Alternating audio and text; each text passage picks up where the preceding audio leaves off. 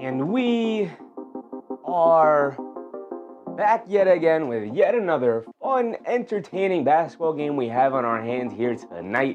It's the Houston Rockets on the second night of a back-to-back. We watched the Houston Rockets last night lose in overtime to the Philadelphia 76ers, and now they're in Detroit on a road back-to-back here on their East Coast road trip. The Houston Rockets will be taking on the dominant number one seed in the East, Detroit Pistons. After coming off a loss against the 76ers, Houston should be desperate, but we're just going to have to wait and see what they have left in the tank. Go ahead and start the show.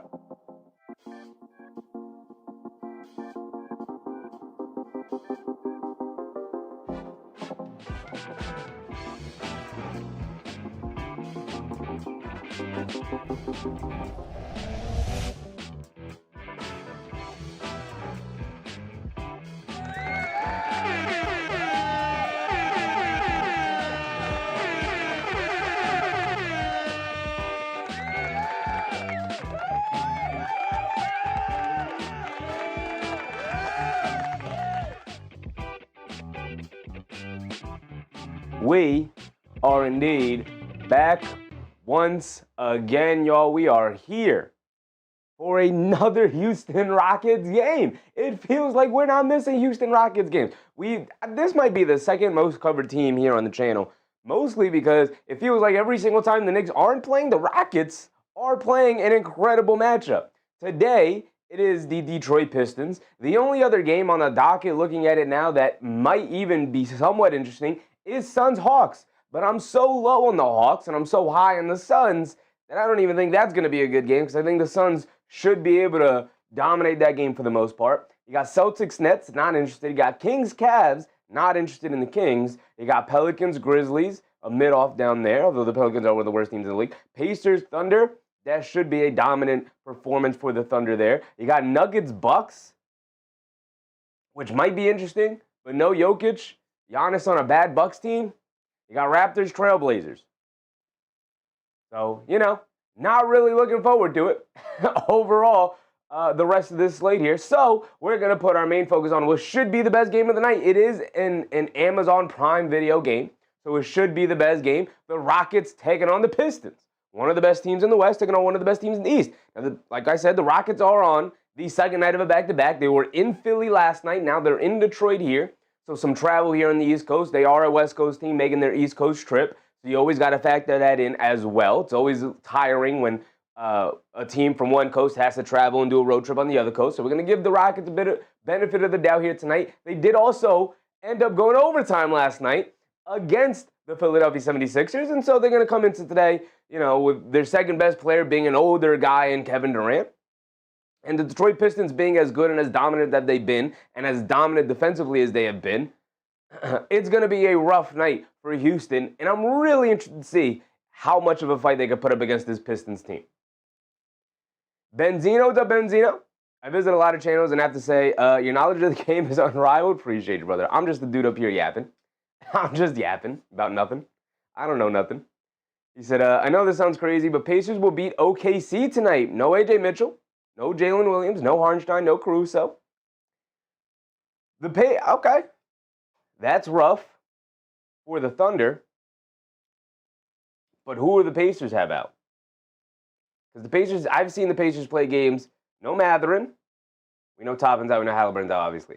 All right, so Matherin's really the only guy on the injury report right now. He's out. And then Quentin Jackson is questionable. He's a guy who has been in starting lineup for them. Questionable for the Thunder game.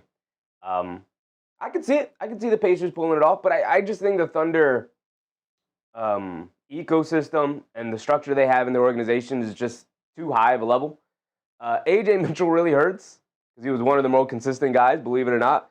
But as long as you have as long as SGA is available, they're going to be favored, especially when you're playing the dregs of the league. You're going to be favored. And the Thunder at home, got to give them the hometown advantage too. So, Oda Austin, what's up, Oda? Although it should be a better game than maybe I'm anticipating, though, with all the injuries that the Thunder are dealing with tonight. But I do think they should still be able to pull that one off, but it's going to be tougher than I initially anticipated. Daniel Berry Sports, what's up, Daniel? George Person, what's up, George? Ozahar, of course, what's up, Ozahar? We don't have to dive too deeply on the Houston Rockets tonight. We've covered them the last two non-Knicks games we've done have been Houston Rockets games. And so we don't have to cover them too strong. We could simply talk about the performance they had the other night against the 76ers. And Alperen Şengün got his lunch taken from him by Joel Embiid. He just said, hey, man, I know you're on the rise. I know you probably think, hey, I'm playing at a great level this year. Let me show you what a real MVP looks like. And Joel Embiid pieced them up. Mid-range jumper after mid-range jumper, after post-up, fall away, after rebound of rebound. He kind of just pieced up Alperen Şengün. Good defensive stop after good defensive stop. He looked ready to go. You know, I almost said primed and ready to go, but Joel Embiid is out of his prime. He's probably, not even probably, he's never going to reach that point in his career again. But every now and again, occasionally, for a single night, he can get to the point where he can take Alperen Şengün out of a game. And that's exactly what he did. This is a dude who averages 22, 9, and about 6.5. He is the offense for the Houston Rockets, and Joel Embiid and the Phoenix Suns as a whole, and the Philadelphia 76ers as a whole did a really good job of limiting Şengün's effectiveness that night. Still, you know, he still put up his numbers and whatnot, but not nearly as effective as he needs to be in order for the Rockets to pull off victories. So much so that they then had to rely immensely on 37-year-old Kevin Durant. And that, you know, like Joel Embiid, every now and again, a night here or there during the regular season, Kevin Durant can pull out vintage Kevin Durant and pull these games out.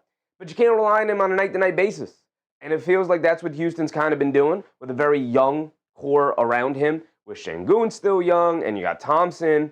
You're bringing along Reed Shepard and guys like that, even Eason and all these other guys that they have, Jabari Smith Jr. A lot of, Suns Gen said, Suns on your brain now. They are. What's up, Suns Gen? Raf Torres, what's up, Raf? Kevin Durant played an excellent offensive game, or I shouldn't even say offensive game. He played an excellent and efficient scoring game. My dude got buckets all over the court. He was 5 for 6 from three-point range, I believe. Maybe he missed one down the stretch, but during the course of the regular game, he had only missed one three-point shot. He was on fire. He was knocking down mid-range shots. He was controlling the offense. With Şengün struggling, he said, give me the ball. I'll make stuff happen. The issue was when the ball was in his hands, yeah, he got buckets whenever he got to his shot, but he ended the night with 8 turnovers. He was on triple-double watch, and not for a good reason. Kevin Durant's turnovers have been escalating as his career has gone on. Suns Gen has been all over it with how he has played the last couple of years in Phoenix, and now here with Houston. I will always maintain that, like, okay, the regular season is whatever. Once you get into the playoffs, you're going to need Kevin Durant to just give you buckets. And you're going to be relying on Thompson and Şengün to do a little bit more. And obviously, as young as they are, it's going to be tough for Houston to win the championship this year with no real point guard because Fred VanVleet got hurt. So Kevin Durant, really good night scoring-wise, but overall impact-wise, really rough outing with the 8 turnovers. Probably cost his team at the end, and then obviously all the missed free throws as well. But we don't have to relitigate that game. Gabriel Gobi, what's up, Gabe? Rav said, cheer for the Rockets. I don't like Detroit. Well, Detroit's in the East for us, so we have to root against Detroit. We have to. Even though it feels pretty far-fetched that we're going to catch them in the standings at this point. Even though we were right there, man. We were right there before we went crashing to the ground. We get to Amen Thompson. Amen Thompson had a pretty good game against the 76ers last night. He had his hands full chasing around Tyrese Maxey all night. It was a tough night for him, a tough defensive assignment for him, chasing around Maxey all night. He even got matched up with Edgecombe, and those guys, that was like 2 supernova athletes going at it. So it was a tough night for him in terms of, like, all of that was on his plate. All that was on his plate in terms of the scoring, the playmaking, the rebounding, the defense that they needed from him. And you know what? If you want to be a true blue superstar, these are the things that you have to do on a night-to-night basis. This will always be a problem. He did not take his 3 that night, so it's always going to limit him as an offensive player if he can't just figure out how to knock down a perimeter shot. And we'll get to it because we have a lot more to cover when it comes to the Detroit Pistons. David Oz Jr., Jason was popping, guys. Raph said, I can't wait to see the Knicks versus 76ers. That is a tough game for the Knicks. We just saw the 76ers go toe-to-toe with this Rockets team, a good Rockets team. We'll see who plays for the 76ers. Sometimes their guys play, sometimes they don't. But we'll have to wait and see for that game. We'll evaluate it when we get there tomorrow. Early start time tomorrow. 3 o'clock tip-off time for the Knicks, so we'll be live at 2:30 here, EST time.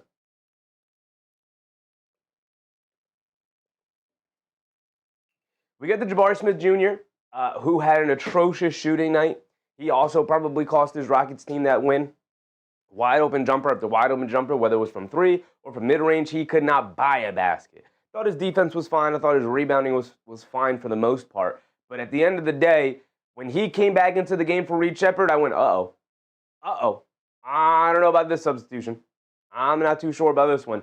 And ultimately, I think it kind of burned them in the end. He missed a big defensive rebound. He allowed one of the Philly guys, I think it was Edgecombe, to just run right past him. Didn't even look to box him out. Run right past him and snag the offensive rebound.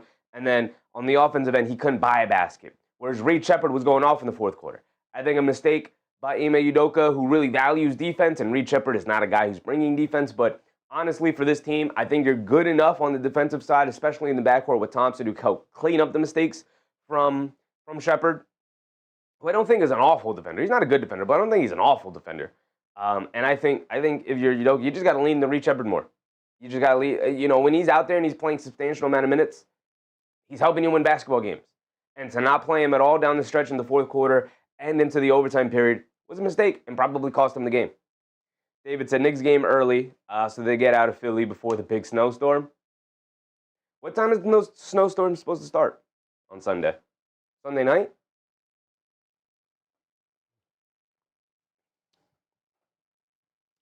We get over to Reed Shepard now. Shepard was a catalyst last night for the Rockets making their big comeback against Philly and ultimately taking the lead. And then he was subbed out of the game, and it all kind of went downhill for Houston down the stretch there. It's tough because he's not a good defender and definitely hurts your defense overall. But at the same time, his offense supercharges everything else that you're trying to do on the court. It spreads the court for Amen Thompson to be aggressive. It spreads the court for Şengün to be aggressive. It gives Durant more space to operate out of the mid-range. It gives them an outlet of a guy who can knock down a 30, 32-foot three, no hesitation, he'll fire it away. It gives a guy you can get the ball to who can handle it and run a pick and roll. Whereas when you're playing guys like a Kogi or Eason or even like a Holiday or J.D. Davison, any of the other third-string guards, those guys can't really do that to the level that Reed Shepard can. You just kind of got to lean into it. And I think Ime Udoka is making a little bit of a mistake. They asked him about it in the post-game press conference, and he said something along the lines of like, well, he wasn't great defensively. He missed some assignments, and I decided to lean with my defense. And it's like, I think you're missing the point, Udoka. I think you're missing the point. David said, 12 a.m. on Sunday all day, Sunday into Monday, North Jersey, 12 to 18 inches. Yep. Naughty Go said, 2 stocks per game isn't horrible. For Reed Shepard, 1.4 steals, 0.6 blocks. It's not bad. It's not bad at all. This isn't indicative of how good of a defensive player you are. This is your playmaking defensively. He can be a playmaker defensively. He gets blown by a lot pretty easily. He's not as quick of a foot as you need him to be. He's not a very good point of attack defender, but I do think he's a good team defender, right? I think he could be a good team defender. David said South Central Jersey 9 to 12. I'm getting like 12 to 18 is what my forecast is telling me. So it's gonna be a long day. I'll tell you that. It's gonna be a long day. Now he goes. So when he's on the floor, he needs to be on opposing smalls. Reed Shepard, he does. He does. Obviously it's easier said than done. Like they're playing a Detroit Pistons team today, and it's like when he's out there, who are we putting him on? Right? Ron Holland, Jaden Ivey. Obviously he's not on Cade, but. Look at all the Duncan Robinson. He's going to be chasing Duncan Robinson. Duncan Robinson's going to backdoor cut him all night long. Reed Shepard's going to have to be chasing him off ball all night long. Can he do it? We'll see. But part of the reason why Udoka's holding him back as much as he is he's just not defending at the level he needs to defend. And I get it. It makes sense. But at the end of the day, 21-year-old point guard, when you don't have another point guard in your roster, you got to lean into it, and you got to find ways to cover up for his deficiencies. Right? That's a part of coaching. Not just, you're not good enough, so I'm not going to play you. No, he is good enough. He's just not good enough to things that you value.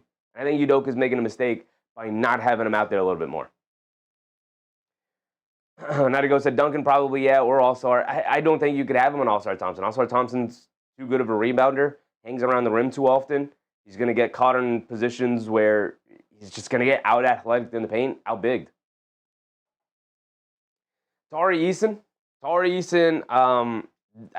he was pretty invisible in the first half for the most part. He's just coming back from the injury. But in the second half, knocked down huge threes, played incredible defense. He, alongside Reed Shepard, were the two biggest catalysts in terms of making that comeback. And then a little sprinkle of Clint Capella as well. The bench was incredible for Houston in order to get back into that game the other night. And then once they went back to the starters and they pulled Shepard out of there and they had Eason and Jabbar Smith Jr. kind of in and out, it just, to me, it fell apart. I think Ime Udoka also should get some of the blame for the loss last night. But second night of a back-to-back, they're going to need their bench guys like Shepard and Eason, who didn't play super high minutes totals as opposed to Şengün and Durant and Thompson and guys like that. They're going to need their bench guys to step up a lot more here tonight.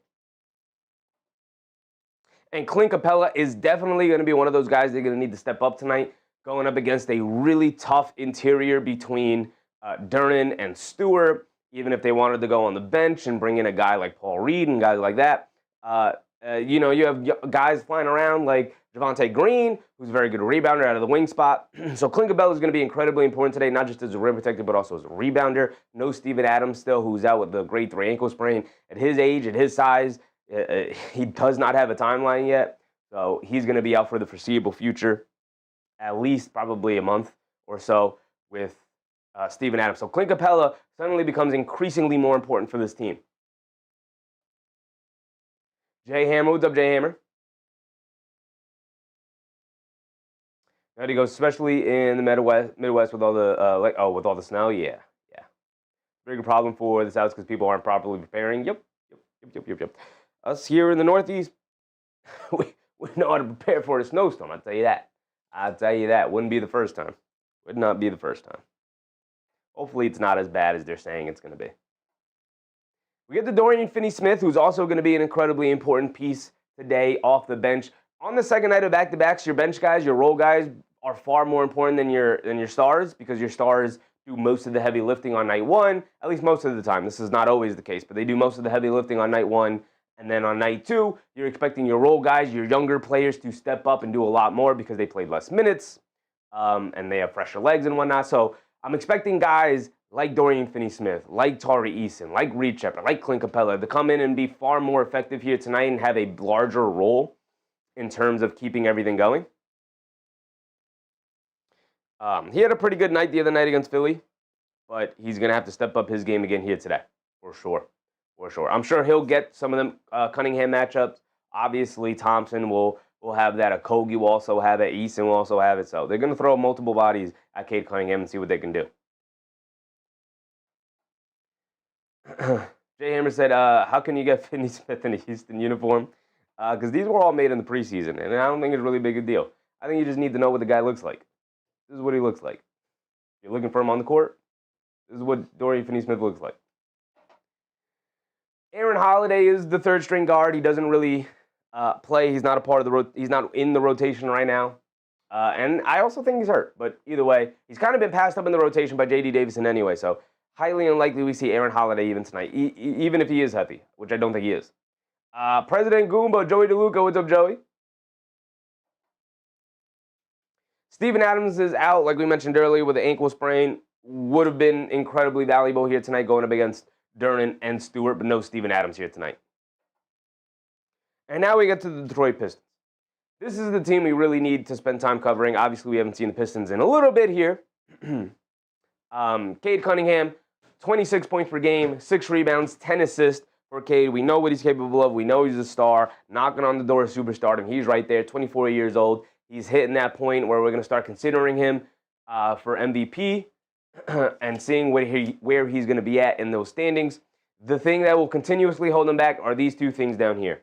The turnovers, hovering around 4 continuously at the top of the league in terms of turnovers per game, and only shooting 33% from three-point line is always going to be an issue. Like Thompson, at least he's at somewhat respectability levels here, right? He's close to respectability. He's not entirely there yet, but he's close to respectability. but it's still not good enough for a guy who has the ball in his hands as often as he does. Once this starts to come around, and I do believe it will come around to at least respectable levels, like 35, 36-ish, maybe he can sneak up to like 37%. It's going to be really tough to guard this dude at 6'6", with the frame that he has and the finishing ability that he is developing. It's going to be really difficult to guard Cade Cunningham, who already has an incredible vision. But again, these turnovers, man, these turnovers.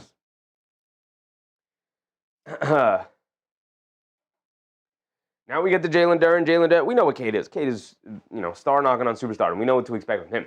But when we get to Jalen Duren is the surprise player this year for the Detroit Pistons. And not too surprising, but it is a bit of a surprise whenever a guy takes the all-star leap. Jalen Duren is an all-star this year. He will indeed be named to the team as a reserve. Rebecca, what's up, Rebecca?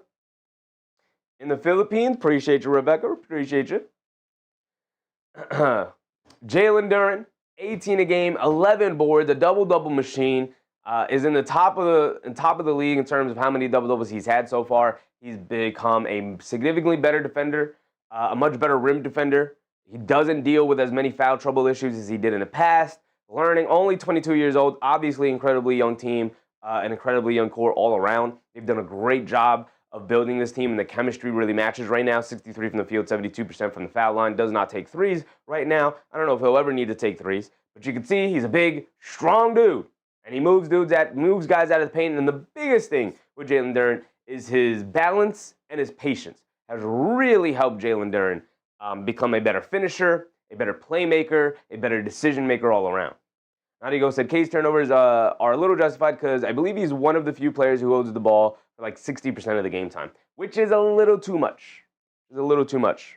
But get it under 3.5. Get it under 3.5. 3.5 is my breaking point.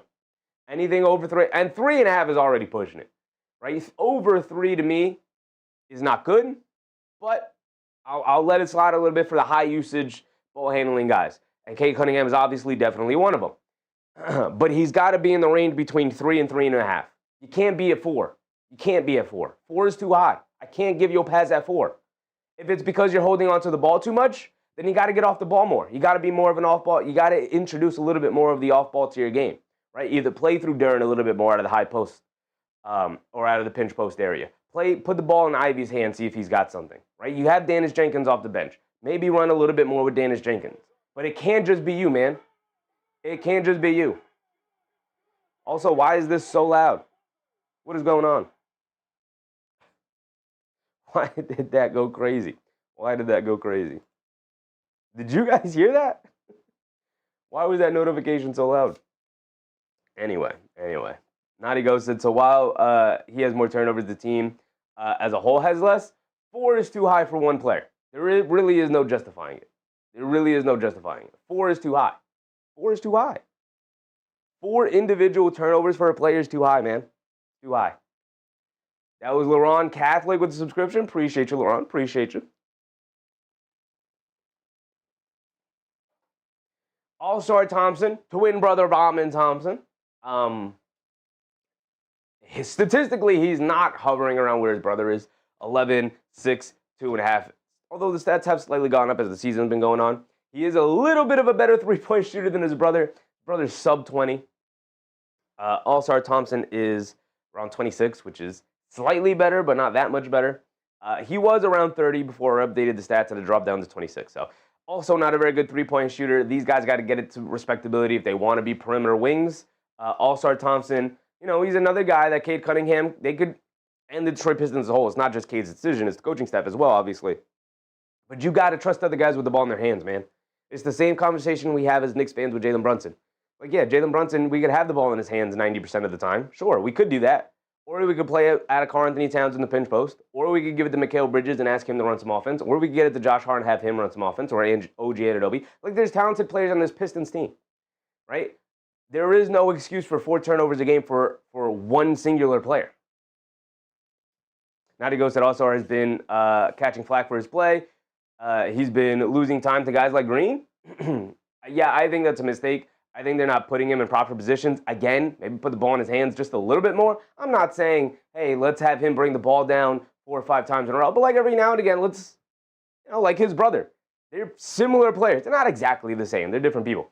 But there's similar players. They came up, same kind of training, same kind of basketball education, all kinds of stuff like that. And yet they use him in the dunker spot area, and that's pretty much it. And I think you're limiting the things that All-Star Thompson can do. Jay Hammer said All-Star Thompson, not there yet. Not there. Not his brother is not even there yet, I don't think. Jaden Ivey was at some point supposed to be the second star next to Cade Cunningham, going back to last year before the unfortunate injury that broke his leg. 8.4 points, 2.1 rebounds, 1.7 assists. He has not reached the level where he was last year. He was averaging like 17 a game or something like that. 46 from the field, 78 from the foul line, 36 from the three-point line for Jaden Ivey. The three-point shot was hovering around 40 majority of the year, starting to drop down a little bit to around 36 and a little bit of a slump. We'll see if he can break out of it. He's a capable shooter. You don't want to leave him wide open, but you kind of want to dare him to shoot. He's just not getting a ton of opportunity, ton of time right now. Still working his way back from the rust. It may take the entirety of the year, entirety of the season before we get to see the potential he was flashing last year, or maybe it's gone. We'll see. Rodriguez said, I do not want the ball in Thompson's hand. I mean, you could say the same thing about Amin Thompson. He's not a traditional point guard. Neither is All-Star. But let's not act like these guys can't handle the ball whatsoever. Like I said, you are limiting players by not putting them in positions to expand their games. They are not those guys yet to consistently be good with the ball in their hands. But you're only going to get so far with the ball in the hands of one guy, right? Like, none of these guys are as good as Luka Doncic with the ball in their hands, and Luka couldn't even win a finals playing that style. I think you can play that style. You just got the right team around you. Cade is a significantly better defender than Luka and all that stuff. Not to compare these guys all of a sudden, but it is extremely difficult to win with a style where the ball is going to be in one guy's hands for 60% of the time. Going up against a really good defense, you're going to put yourself behind the 8-ball, right? Detroit is not a good half-court offensive team whatsoever because of that, right? A lot of their offensive prowess is resting on the fact that they can get turnovers on the defensive side that lead to their offense. But if you get into the playoffs and you play against a really good team that takes care of the ball and you have a hard time making your defense lead your offense, and all of a sudden you have to play a lot of half-court basketball, that's where you're going to run into some trouble. Nicholas Dowell, what's up, Nick? Has the game started yet? Not yet, brother, not yet. About 5-ish more minutes, 5 to 7 more minutes. Now, you guys said I would pick almost anyone on the team overall, start getting more on ball. I literally just named like 5 other guys as well, brother. We could do that. We could do that as well. We could have the ball on Danish Jenkins. We could have the ball to Ivy. We could hand the ball literally to almost any other guard, any other perimeter player on the team as well. Literally everybody should be getting touches and running some perimeter. Jenkins, Green, Tobias. I'm not putting the ball in Javonte Green's hands, brother. That's where you lost me. Javonte Green's having a great season, but I'm not putting the ball in his hands to make a play. He's a play finisher. Tobias, sure, I guess. Duncan, all better ball handlers. I don't know if Tobias and Duncan, I'm putting in better ball handler situation, brother. Maybe Duncan. Duncan's an underrated ball handler. But that guy is really just attacking closeouts. Tobias Harris, speaking of, he's a veteran on this team that this team desperately needed when he came aboard last year. Philly was very happy to see him go, and Detroit has been very happy to see him come aboard the team. 13.5 points a game, 4.7 rebounds, 2.5 assists. The three-point shooting has not caught up to where it kind of needs to be for Tobias Harris to be fully effective for this team. He's kind of operating out of that mid-range post area, high post area right now. 46 from the field, 86% from the foul line, 33.5% from three-point range for Tobias Harris. But at the end of the day, he is the veteran on this team that has helped establish this culture, or helped cement the culture, because the culture was already starting to build, help cement the culture, help bring this team along, and help provide a lot more of experience to a team that really sorely lacked it. My goodness. Naughty said Jenkins and Ivy for sure need more time. Yeah, I'm not a fan of the way J.B. Bickerstaff has coached this team on offense. Not a fan of the Pistons' offense overall. I think their defense is holding them, is allowing them to kind of get away with a subpar offense so far this year, which I think will probably come back to bite them in the postseason, but who knows? Maybe not. Cade might just be that good. Ron Holland, a really interesting player on this team. 20 years old, super young, drafted out of the G League, number 5 overall, 8.2 points per game, 4.3 rebounds, 1.4 assists. The counting stats, not all that impressive at all. Very similar to where he was last year. The three-point shooting, like many guys on this team, like many uber athletes who come into the league, really bad. Really bad. Sub 25 from the three-point line is not getting it done for a perimeter player. 41 from the field is also not getting it done. Even as a slasher, he's not finishing well enough around the rim. They're just walling him off. And he's more of a guy who gets out in transition finishes. But if you're only having 2 or 3 opportunities in transition a night, where are you getting your measly 8 points a game from? Now, he is bringing value on the defensive side of the ball, and that's part of the reason why he stays in the rotation, even though he's not bringing a ton of value offensively to your team. The defense for Ron Holland, in terms of him being a defensive playmaker and able to switch and bring versatility to the defense for a team that's leaning almost fully into their defense, which is great. But overall, Ron Holland needs to improve that offense if he wants more time on ball. Rose Pierre with the Robes. The list of turnover averages is like a list of typotop of playmakers of high usage, players like Karl Malone or Tim Duncan. We get to Isaiah Stewart, who is having one of the most underrated defensive seasons this year. I mean, honestly, if he was a starter, he'd be in conversations for Defensive Player of the Year. I believe he has the best rim defensive percentage of anybody in the NBA. Like, players cannot finish around the rim when Isaiah Stewart is down there protecting it. He's averaging 2 blocks per game. That's not even counting the fact that he's averaging 2 blocks per game. 10 points, 5.6 points, 5.6 boards. He brings a level of toughness that very few players can bring. Like, immediately once he's on the team, it's like, oh, now our team is increasingly more tough. 52, I'll round up for him, 53% from the field, 74 from the foul line, 35.5 from three-point range. This is respectability right here. You have to respect the Stewart three-point shot. They're going to dare him to shoot, of course. He doesn't shoot a high volume of threes. They're going to dare him to shoot, of course. But Isaiah Stewart, having the ability to step out and spread the court even just a little bit. We're not asking him to shoot 4, 5, 6 threes a game, but if you can step out there, take 1 or 2, maybe 3 a game when they're open in the flow of the offense, that is how you add a ton of value offensively to your team. Because it's great to be a tough, bruising big man down low, which he is, and it's great to be a defensive maestro, but you're limiting the amount of times you could be on the court because you're playing behind all-star Jalen Durant.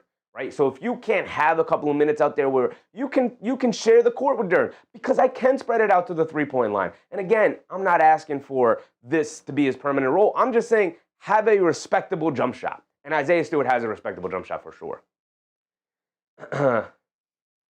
Now to go said Ron Holland might be my 3rd favorite Piston aside from Cade and Stewart. He electrifies the team whenever he's on the court. That's great, brother. Come playoff time, he's going to have a really hard time staying on there if he can be effective offensively. I'm down for loving non-superstar players. I'm with you. Mitchell Robinson is my favorite player on the Knicks. So I'm right there with you. We're loving guys who are not the best players on the team. But, yeah, unless he gives you something offensively, it's going to be hard to have him out there consistently, right? And he can give you things offensively if he does it on the defensive side. He can come up with a steal and bring it down the other way in transition and get a bucket. So it doesn't always have to be in the half court. But if you have no value in the half court, it's going to be really tough for you to carve out minutes in the playoffs. Look at what happened to him last year. Last year, he couldn't get on the court against the Knicks, and it cost his team because they could have really used his athleticism.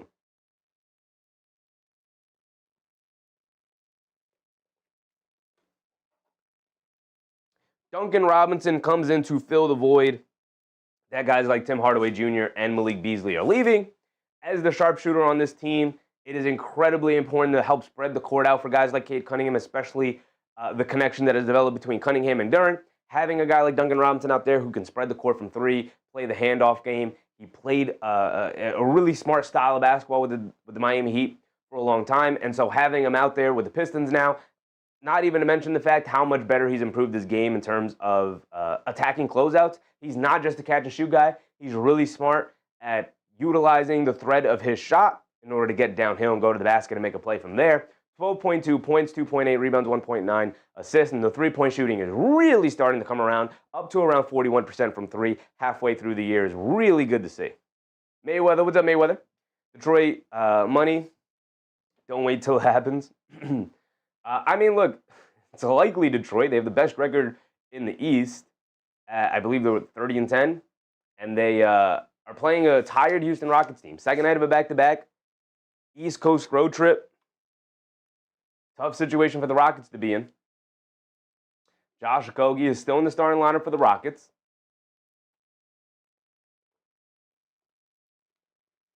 Nicholas said, a brother like me is missing Yao Ming. I'm also missing Yao Ming, one of my favorite players of all time. And then usual starting lineup for the Pistons, Cunningham, Thompson, Harris, Robinson, and Durant. Let's go ahead and get ready.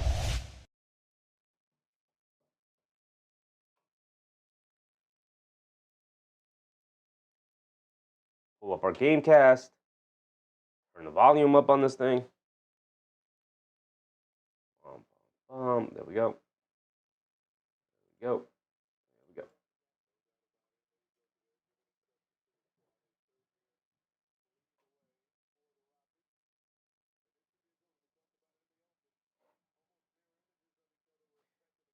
Spread's only 4.5.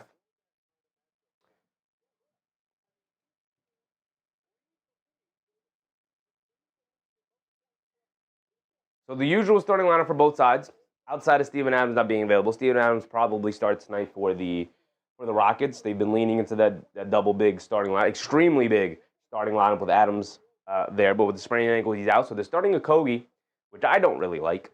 I'd rather start Eason at least, but keeping him in his usual bench role there.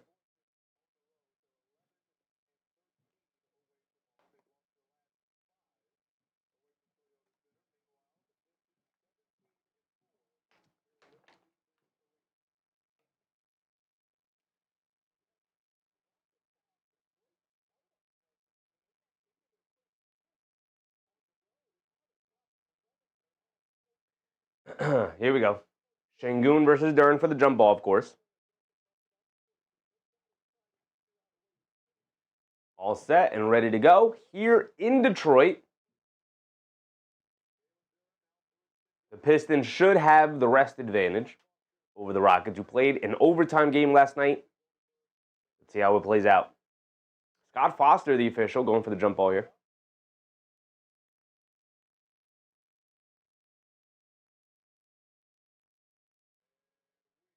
And Durant wins the tip, and here comes Detroit to start the game. Thompson has it up top. Thompson gets it over to Cunningham. Cunningham gets it to Durant. Durant, mid-post. Backing down Jabari Smith Jr. Over to Cunningham, back inside the Durant. Again, Şengün, ball knocked loose. Okogie picks it up. Good defense from Şengün and the Rockets. And now Şengün has it up top, being guarded by Durant. Şengün has it up top. A lot of standing around for the Rockets. Şengün's going to have to go one-on-one here.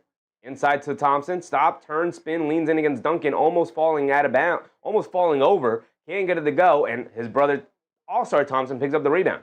All-Star Thompson lobs it over the top of Durant. Ball gets knocked out of bounds by Jabari Smith Jr. Şengün was also there.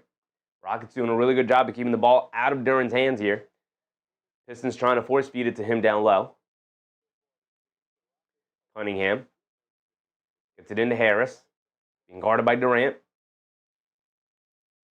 Got nowhere to go, so he hands it back off to Cunningham. Dancing with it against Durant. Crosses over to his left. Loses the handle.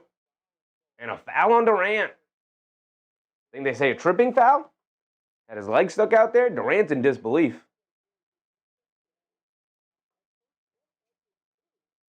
RWP with the RWP.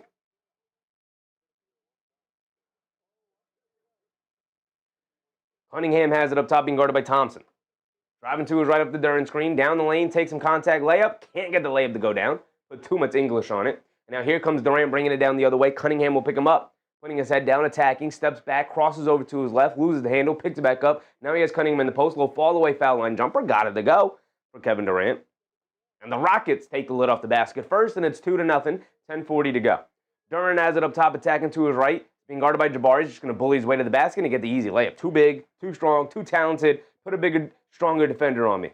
Get Jabari Smith Jr. off of me. That's what Durant's saying right now. He saw Durant on him. He said, barbecue chicken, I'm going to the rim. Jabari Smith Jr. up top to get it over to Okogie. Okogie directing some traffic. They get it over to Şengün. Left side of the court, out by the three-point line, being guarded by Durant. Swings through to his left, loses the handle. Trying to save it. He does save it, but right to Cunningham and out to 5-on-4. Cunningham leaves it off for Harris. Harris has Jabari Smith Jr. on him. Pass fake, kicks it up top to Cade Cunningham. They'll give him the three and dare him to shoot it. He does. He can't get it to go. Thompson, the offensive rebound. All-Star Thompson knocked that out of his hands, saves it, but right to Okogie. Durant cross-court pass, inside to Thompson, down the lane, lefty layup, got it to go for Amen Thompson. And now Duncan Robinson on the right wing. Dribble, pull up three up the screen. Can't get that one to go. Josh Okogie with the rebound, bringing it down the other way. 9:40 to go now. Okogie up top to Şengün. Şengün over to Durant. Durant dancing around the Şengün screen and draws the foul on Duncan Robinson. I believe it's just a foul on the floor. I don't think they're going to give him shots there. Twilson, what's up, Twilson? Now he goes to Ron Holland's. Ron Holland's value isn't really apparent until you see it, to be fair. He's able to juice the entire play better. He's a hard thing to determine the value of. He is hard to determine the value of. Regular season, guys like him are great. There's a million of guys like him across the NBA. Guys like him are great for the regular season. But come playoff time, when the game slows down, we're in the half court, all that energy is not going to be there. As Şengün takes Durant off the bounce and gets a layup to go. Great for the regular season. Great for the regular season. But he's going to need to provide some value in the playoffs. He's going to have an opportunity to do so because he's so valuable. All-Star Thompson spins off of Şengün, can't get the lefty layup to go. Here comes Jabari Smith Jr. bringing it down the other way, driving it down. They show a double team, they kick it up top to Şengün, and Şengün just doesn't get down the court fast enough. Jabari Smith Jr. threw a terrible pass. But Tobias Harris just easily comes over and picks it off because Şengün was too busy jogging down the court. Rough look for Alperen Şengün there. Rough look for Jabari Smith Jr. who threw that terrible pass. Here comes Thompson bringing it down the other way. He has it up top. 6-4. Thompson coming to his right, off the Okogie screen, putting his head down, kicks it out to Okogie. He's going to line up the three as Robinson gives it to him, and he tosses up an air ball. But Amen Thompson with the rebound. Jabari Smith Jr. goes right at Durant and gets a scoop layup with the right hand to go. Hit ahead to Duncan Robinson, who pump fakes, now tagging Durant off the bounce. Pump fake leans in and draws the foul on Kevin Durant off the pump fake. Look at Duncan Robinson go.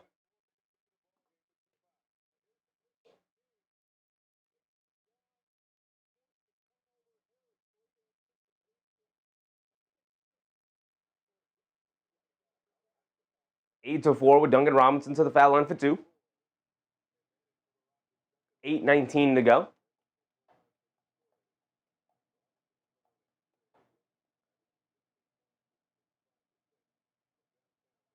Robinson can't get the first free throw to go. Uh-oh, we saw Houston the other night really lose a game because they could not knock down free throws either.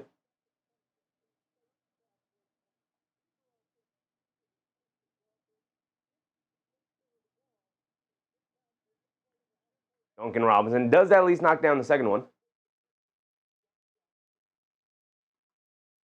And now Amen Thompson will bring it down the other way for the Rockets.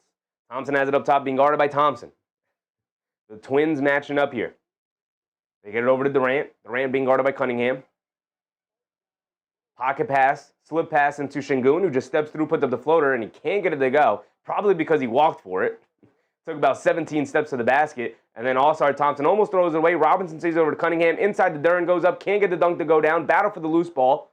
Ball still on the floor. Şengün able to pick it up. Ball knocked out of his hands by Thompson. Thompson kicks it out to Duncan Robinson. Deep right corner three over Okogie. Got it to go. And the Detroit Pistons just gritty out hustling the Rockets on that possession there. Amen Thompson has it up top being guarded by All-Star Thompson. The Thompson twins starting to confuse me a little bit. And then an off-ball foul on Cade Cunningham, trying to fight through a screen. Jason said, Lord, these pros and free throws hurts my eyes. It's crazy. Crazy. Lano Mona, what's up, Lano?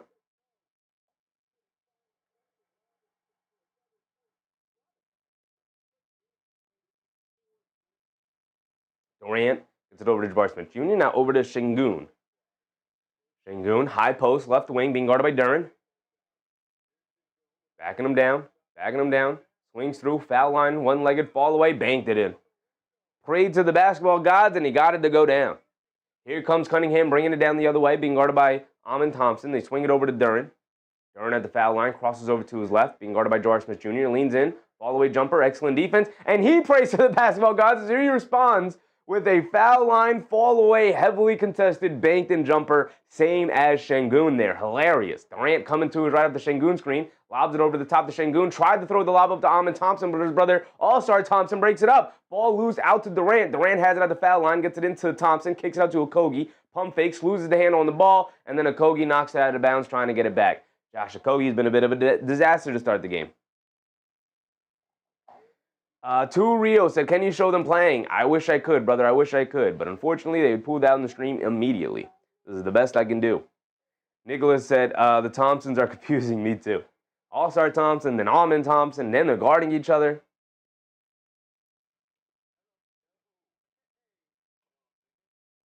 Tied at 10, back and forth affair here, approaching the halfway point of this first quarter. We do have a Pistons full timeout. Take a look at the rest of the NBA slate here tonight. This is the only game that's tipped off so far. The Suns-Hawks game has been off in about another 20-ish minutes or so. The Hawks scapegoat of Trae Young is officially out the door. And since then, they lost 4 in a row, finally got a victory against the Grizzlies by 2, and now they're playing a tough Phoenix Suns team here.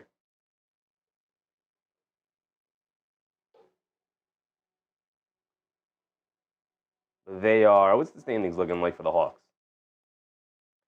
They are sitting at the 10 seed, and pretty comfortably in the 10 seed. They're 2 games behind Chicago. How did it become 2 games behind Chicago? Jeez, Atlanta. Yeah, it was Trae Young's. It was all Trae Young's fault why they were having such a disappointing year. My goodness. 2 games below Chicago for the 9 seed? If this were back in the day, they'd be 2.5 games out of the 8 seed. Back in the day, you had to get a top 8 seed in order to make the playoffs. Thankfully, my team has never had to mess around with the play-in. We're either playoff bound or lottery bound, baby. That's how we do it over here in New York. And since the play-in was initially introduced, my Knicks have been in the playoffs ever since. Durant said Pacers? Pacers bad, yeah. Pacers real bad. 10-35. Tied for the worst record in the league. With the Washington Wizards and the New Orleans Pelicans. Only 10 wins. All 3 teams with only 10 wins.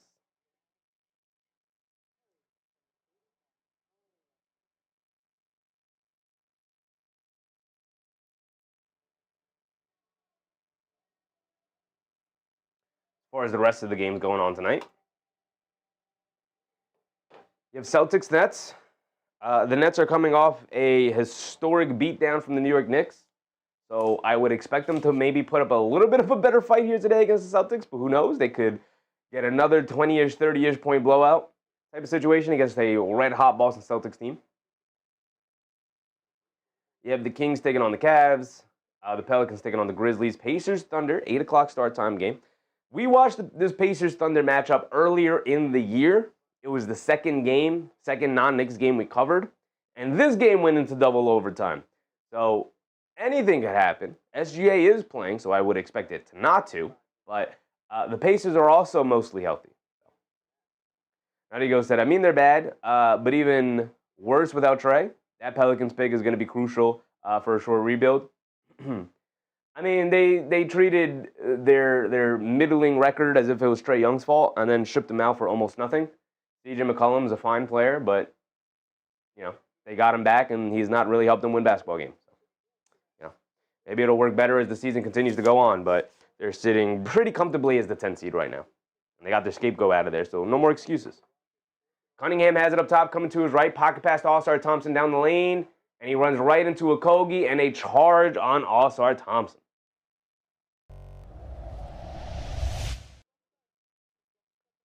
Is that Okogie? No, that is, what's his name? Jae'Sean Tate. Jae'Sean Tate steps in and draws the charge. If I were a team looking for energy and toughness, I'd go and pick up Jae'Sean Tate, but that's just me. Jae'Sean Tate could absolutely help you out in the regular season. Thompson gets it over to Durant, swings through to his right, inside the Şengün, leans in, draws the foul on All-Star Thompson right there. Şengün hits him with the Embiid arm swing up, draws the foul, is going to the foul line for 2. And we are at the halfway point here, 6:15 to go.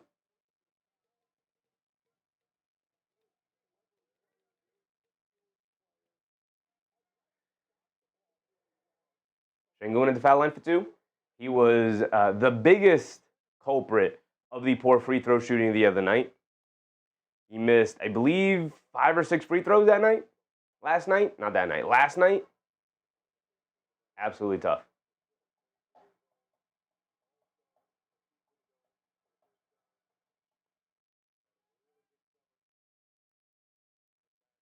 But he does rattle in both free throws here. 12 to 10, 6 minutes to go. At the halfway point of this first quarter, back and forth affair. Defense definitely leading the way for both of these teams. Cunningham inside to Thompson. Takes it out to Harris. Harris hands it off to Cunningham. Coming to his right, crosses over to his left, has it at the foul line, pump fake, and throws it to nobody. And there's a turnover for Cade Cunningham. First one of the game. Isaiah Stewart, Beef Stew subbing in. Harris going to the bench. They're going to go to the double bigs out here between Stewart and Durant.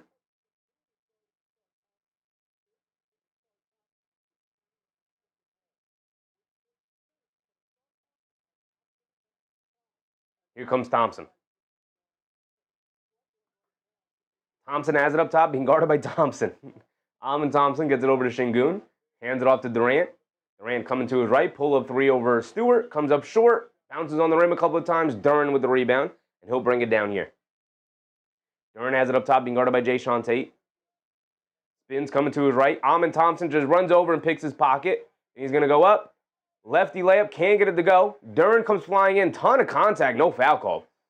I'd be upset if I was a Rockets fan. Here comes All-Star Thompson. Euro steps down the lane. Gets into the paint. Kicks it out to Stewart for a 3. Can't get it to go. Jae'Sean Tate with the rebound. And Tate bringing it down the other way. Hands it off to Durant. Gets it back to Tate. Tate will no hesitation to 3 here. And he splashes it nothing but net. Ime Udoka maybe pushing the right buttons here. He's getting the energized Jae'Sean Tate out there. He's already made a couple of nice defensive plays. A couple of strong, energizing rebounds. And then knocks down a 3.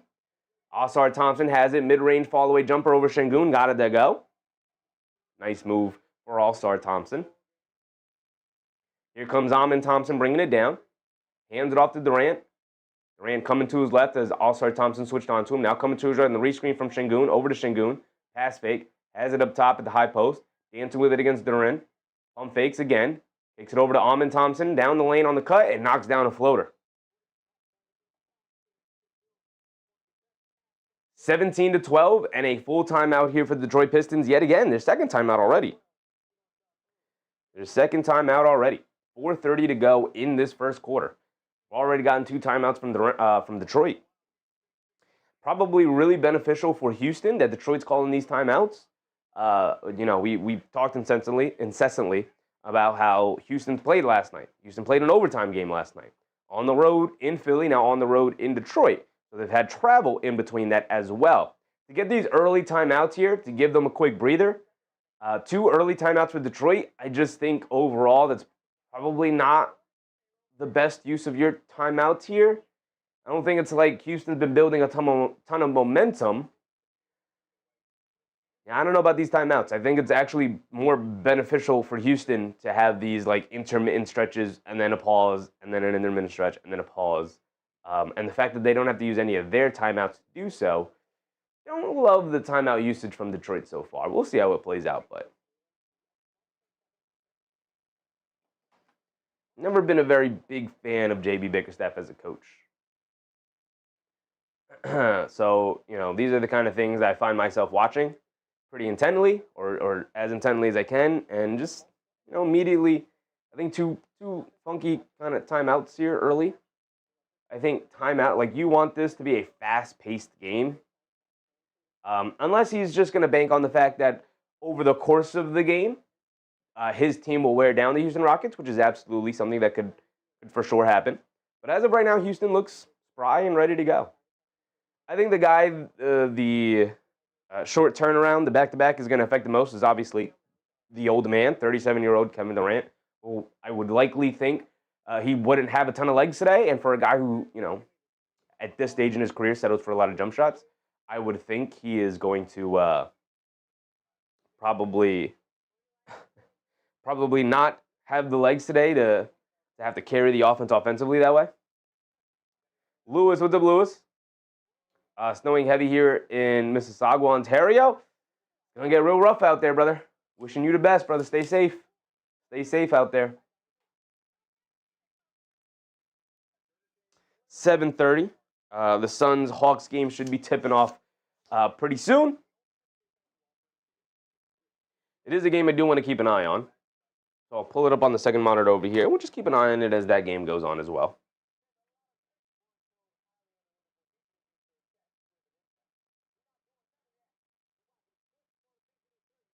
Here we go.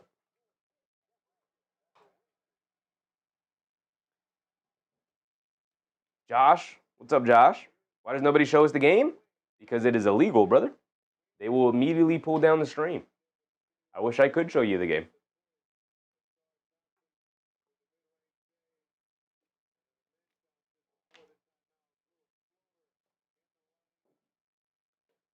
The Thompson twins going at it here tonight. Also, our Thompson knocked down a midi. So Amon Thompson had to immediately respond with a floater. Both guys now on the bench, and Detroit has it up top. Dennis Jenkins being guarded by Reed Shepard. Jenkins gets it over to Cunningham. He's being chased by a Kogi. Coming to his right, switched onto by Durant. Now coming to his right again off a Stewart screen. They show two. Now he crosses over to his left. Pump fake, steps through. He's got nowhere to go. So he falls away, flings it up the rim, way off at the side of the backboard, and that is a shot clock violation. Great defense for the Rockets, but really middling offense for the Detroit Pistons. A lot of standing around in that possession. The initial pick and roll from Cunningham didn't work, and then they just had nothing else to go to. Durant has it up top, being guarded by Stewart. Coming to his right, hands it off to Shepard. Shepard picks up his handle, gets it over to Tate. Tate hands it back off to Shepard. Shepard, sidestep straightaway three. Can't get that one to go. Stewart with the rebound, hands it off to Cunningham, and now here comes Cunningham and the Pistons. Cunningham up top, he's going to be picked up by a Kogi. Coming to his right, Shepard forced to switch onto him. He spins off of him, down the lane, goes up off glass. Got it, go. And that's exactly what Cade should be doing. Pick on Reed Shepard. Should absolutely just, whoever offense on Reed Shepard.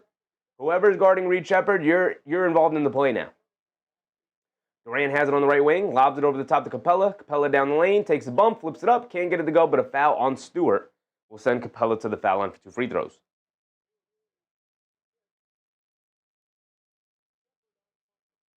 Joseph, what's up, Joseph? Happy Friday, sir. Yes, sir. Josh said, isn't there a way we can pay to watch? You can go to NBA.com and you could pay for the individual game. I believe it's only like $2 or something. There's no way you can pay me and I can show you the game. I can't show you the game, brother. I can't. Nicholas, what's up, Nick? Spurs versus Jazz last night was intense. Spurs versus Jazz last night? They played last night? I thought they played tonight. Who did the Jazz play tonight? Nobody. I guess they played last night. We can go over it in a second. Ooh, my bad. Capella split the free throws, 18-14 now, 3:12 to go. Cunningham gets it over to Ivy, who's just checked in. Swings through to his right against Tate. Down the lane, scoop layup. Gets swatted out of there by Capella. And they get it over to Shepard, and Shepard will bring it down. Shepard crosses over to his right at the Capella screen. Snaking it back to his left. Crosses back over to his right. High swooping layup off glass over Stewart. Impressive shot for Reed Shepard there. And it's 20-14. Really low scoring game so far. Stewart has it up top, being guarded by Capella. Hands it off to Cunningham. Coming to his left off the screen. Driving it down against Capella. Leans in. Lefty layup. Got it. Go. Nice finish for Cade Cunningham. Who's become a significantly better finisher at the rim than he was a couple of years ago. Or even just last year. He was not a good finisher at the rim last year. Thompson gets it over to Jayshawn Tate. Being guarded by Cade Cunningham. Backing him down. Backing him down. Backing him down. Drop step, spins off of him. Leaves it off to Capella. Flips it up with the left hand. Can't get it to go. Battled on the glass. Capella knocks it up. Grabs his own offensive rebound. Now flips it up with the right hand. Got it to go. Just big booing and outworking Isaiah Stewart down low. You don't see that too often. 2 minutes to go here. And the Pistons bringing it down. Stewart has it up top, being guarded by Capella. Hands it off to Ivy. Ivy coming to his right. Steps back. Gets it over to Stewart. Stewart against Capella. Crosses over to his left. Backing him down. Spins the other way. Lefty layup. Got it to go. And Isaiah Stewart responds right back to Clint Capella with a beautiful pivot spin there off the pump fake. Thompson has it on the right wing. Coming to his left. Amon Thompson settles for the midi jumper. Can't get that one to go. Ron Holland with the rebound, bringing it down the other way. Cross-court pass to Cunningham. Crosses over to his left. Mid-range pull-up jumper off the rhythm cross. Can't get it to go. Capella with the rebound. Here comes Shepard. 1:30 to go here in the first quarter. Shepard dancing with it. Gets it over to Thompson. Thompson coming to his right. Hands it off to Jabari Smith Jr. Jab step coming to his left. Shoves it over to Capella. Kicks it out to Shepard. Shepard with the pass fake. Pulls it out. Shepard pulls it all the way back out to the half-court line. Now coming to his left. Driving it down to the rim. Throws a terrible lob pass up top to Thompson. Even Thompson, with all of his athleticism, can't get up to it, and it's a turnover, and all Harris has to do is throw the hit-ahead pass to Cunningham for the easy two-handed slam off the turnover from the Rockets. And now it's 22-20 with a minute to go. Amon Thompson has it up top, being guarded by Cunningham. Hands it off to Shepard. Quick catch and fire from three. Got fouled by Ivy, and it's going to send Shepard to the foul line for 3 free throws.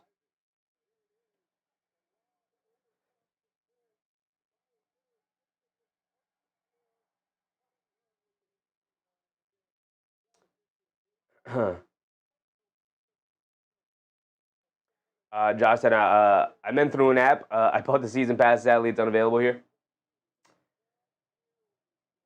Sorry, brother. Sorry. Can't help you with that one. Jason said, I'm praying for you, Josh. Common sense is not to come.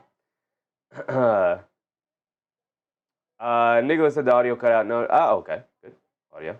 Should still be good. I'll keep an eye on it, though. Naughty Go said, I like to switch to ISO for Cade. If they aren't going to put the twin on him, then makes sense. For sure. For sure. Especially with Reed Shepard out here now. He should be going right at Reed Shepard every single time. Shepard, speaking of, does knock down all 3 of his free throws. Ivy now has it up top, and the Rockets are going to settle into a 2-3 zone here. Swing it over to Harris. Gets it over to Cunningham. Cunningham being guarded by Jabari Smith Jr. Attacking to his left. Step back. Swings it out. Up top, Ivy, a straightaway 3. Pretty deep. Can't get that one to go off the back rim, and then bounces on the top of the backboard and out of bounds. Ball back to the Rockets with just under 30 seconds to go here.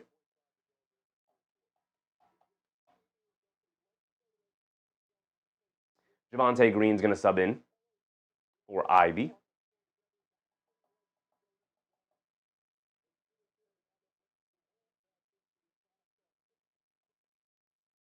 Durant's also going to sub back in here for the final offensive possession. At least it should be, along with Şengün, of this first quarter for the Rockets. 20 seconds to go. Şengün has it up top, being guarded by Stewart. Şengün coming to his right. Leaves it off for Shepard. Pass fake. Bullet pass inside to Thompson. Kicks it out to Şengün. Kicks it over to Durant. An open corner 3 over Stewart. Got it to go. Nothing but net for Kevin Durant. Good effort from Isaiah Stewart to try to get out there, but Durant made him pay. 10 seconds to go. Thompson gets it over to Harris. Harris being guarded by Şengün. Dancing with it. Rhythm dribble pull-up 3. Comes up short. Jabari Smith Jr. with the rebound. He's going to bring it down. Heave it up 3/4 court. Way off on that one, and that will be the end of our first quarter. An 8-point lead for the Houston Rockets. Only 20 points scored for the Detroit Pistons. That one's just not going to get it done. This is what would make me nervous as a Pistons fan. Just because, as awesome as they are, that half-court offense could absolutely let them down come playoff time. Let's see what kind of adjustments they make. It is a game of runs. It's only an 8-point game. It's not like they're down a lot at all.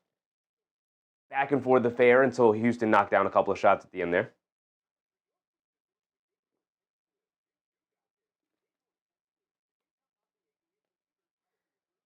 Joe said, I'm a good 3-point blocker, trust. I'm a decent floater blocker, but just not good at guarding layups.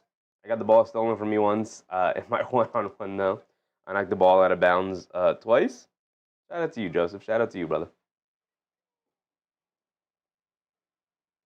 Durant with 5, Şengün with 6, Thompson with 4, Reed Shepard with 5, and Jabari Smith Jr. with 2.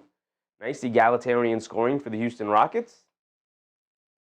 Normally, I'll wait till halftime to check out the box score. We could check real quick just the scoring department, see how even everything is. We just went through the Rockets. Okogie has yet to score. I know he's played 9 minutes, but everybody else has scored. Tate has scored, Capella scored, Shepard scored. Everybody but Josh Okogie. It might be time to move Josh Okogie back to the bench. Yoka, it might be time. Dre, what's up, Dre? Joe said, how you doing today? I'm doing good. Pretty solid. A little tired. A lot of small minutia type of work. Trying to shift through. trying to sift through. But pretty solid day. Nicholas said, I'm going to need Cunningham to hit more rebounds and assists for this parlay or I'm cooked. I'm sure he will. Cade is usually good for that. Harris, and for the Pistons, all 5 starters have scored. Stewart scored off the bench, but outside of that, Javonte Green didn't really play a ton in that first quarter. So, Baron Holland is 4 minutes and Jaden Ivey is 4 minutes. Neither of those guys have scored. Ivey's 0 for 2. Ron Holland yet to take a shot. But all 5 starters have scored. Cunningham leading the way with 6. He's 3 for 7, though. No rebounds, no assists for Cade Cunningham. Wow, that's a little bit surprising. No rebounds, no assists. Going to have to pick that up, obviously, as the game goes on. He is their offense. He goes as they go. Or they go as he goes, I should say. Şengün with no rebounds, but does have the 2 assists.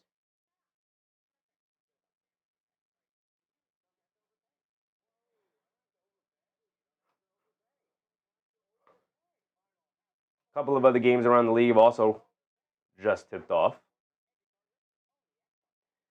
Suns Hawks is just tipped off. Same with Celtics Nets, and as well as Kings Cavs.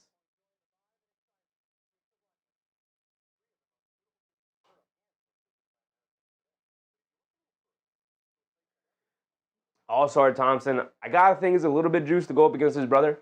His brother gets all of the shine as one of the young stars of the league. While he is viewed upon, even by his own fan base, as a little bit of a nuisance. Maybe a guy in the chopping block a little bit, who knows? But I'm just as high on All-Star Thompson as I am on Amen Thompson.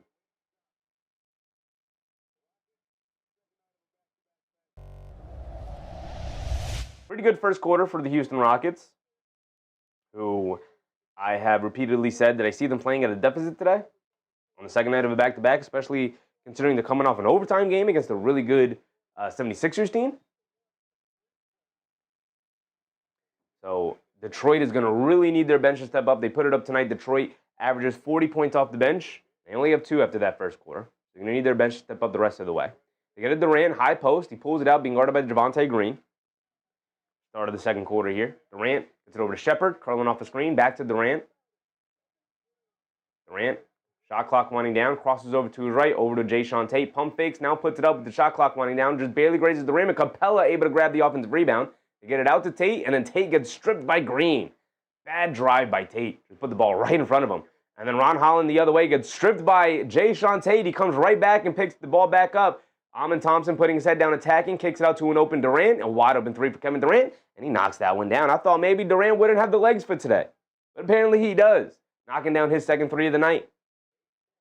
Simba TV Entertainment. What's up, Simba? Jalen Duren, 1 rebound.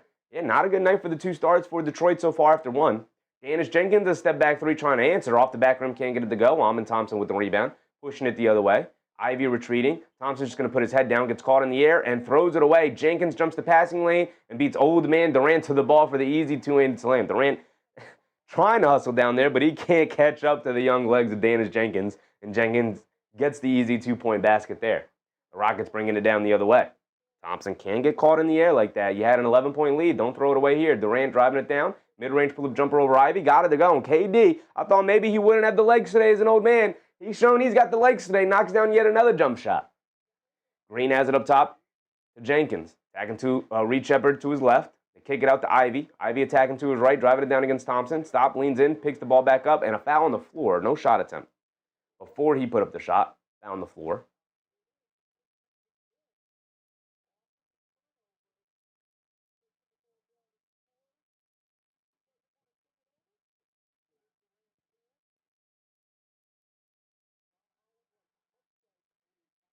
They get it into Jenkins. Get it over to Green. Back to Jenkins. Jenkins being guarded by Shepard. Coming to his left off the screen. Snaking it back to his right hand. Step back midi over Shepard. Got it to go for Dennis Jenkins. Shepard bringing it down the other way. Crosses over to his right. Gets it over to Durant. Being guarded by Jenkins. Backing him down. Has it at the foul line. Spins. Kicks it out to Shepard. Goes along the baseline. Puts up the baseline jumper. Too short, can't get it to go. Tate the offensive rebound, puts it up, can't get it to go. Tate another offensive rebound, kicks it out to a wide open Durant straightaway 3. Can't get that one to go. Stewart finally secures the defensive rebound. Quick outlet to Ivy. Ivy, in and out dribble, shot out of a cannon, driving it down against Thompson. Thompson, good recovery. He's forced to kick it out to Holland. Holland's going to drive it down. Scoop lay with the right hand. Got it to go. And the foul over Capella. Ron Holland, nice drive and finish over the shot blocker in Capella. He's going to go to the foul line for one more. Esteban, what's up, Esteban?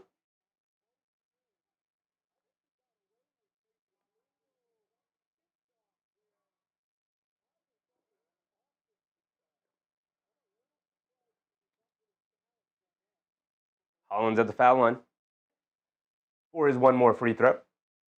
Detroit doing a good job of coming back after they immediately fell down by 11. Holland can knock down the free throw, though. Shepard bringing it down. Houston 6 for 7 tonight from the foul line. Detroit's only 1 for 3. Reed Shepard pulls it all the way out now, crossing over to his left down the lane. Leaves it off to Capella, who then gets blocked by Holland. Great recovery from Holland there. Here comes Jenkins. Jenkins bringing it down. On the left wing, attacking. Is that Okogie? Okogie off the bounce.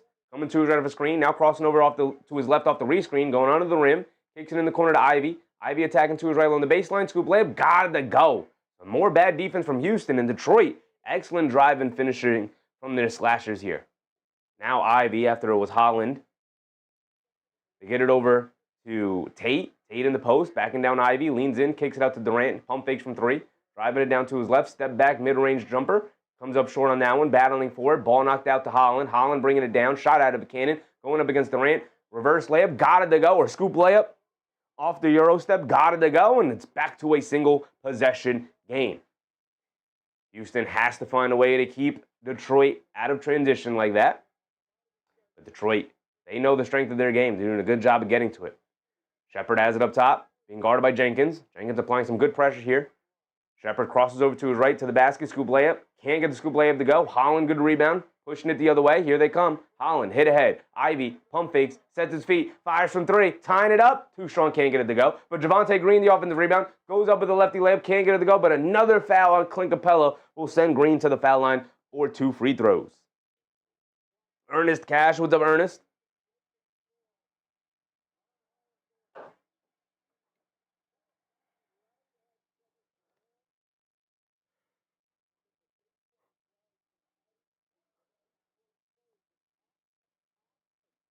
Nadigo said, now's the time to unleash Duncan.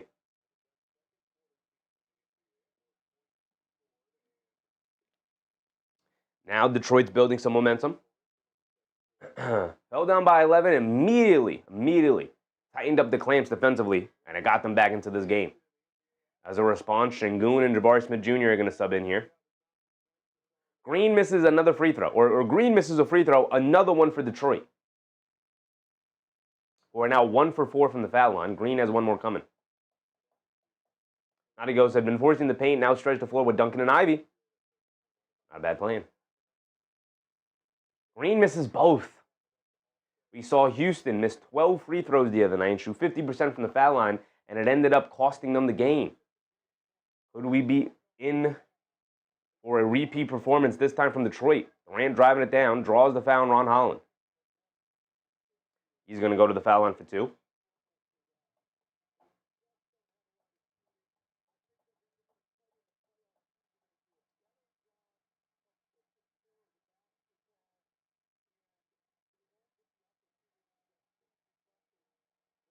Cade Cunningham, Duncan Robinson, and Jalen Durant still remaining on the bench. Detroit's bench doing an amazing job of bringing them back into this game. Durant misses a free throw. He said, here you go, Detroit. He said, y'all been missing so many free throws? Let me give one back to you.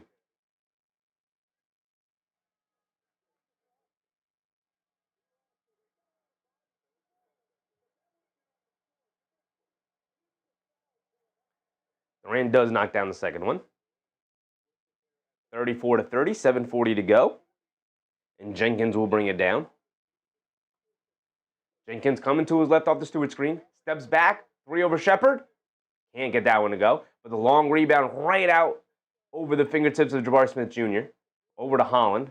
Ball gets knocked out. But Green able to recover it. They get it over to Ivy. Ivy up top being guarded by Shepard. Sidestep deep straightaway 3. Got it to go for Jaden Ivey. Tough shot, and he got it to go. With the shot clock winding down, he had to heave it up there, and he got it to go down. Şengün has it up top, coming to his right. Dancing with it. Going to body up with Stewart now, backing him down. Leans in. One-legged fall away, high arcing, mid-range foul line. Jumper can't get it to go. Ivy battling down low for the rebound over Okogie. Now here comes Holland, pushing the pace, going to the basket. Got the layup to go over Jabari Smith Jr. And Detroit takes the lead, I believe for the first time tonight. And a timeout from Houston. There you go, Detroit forcing the timeout from Houston this time.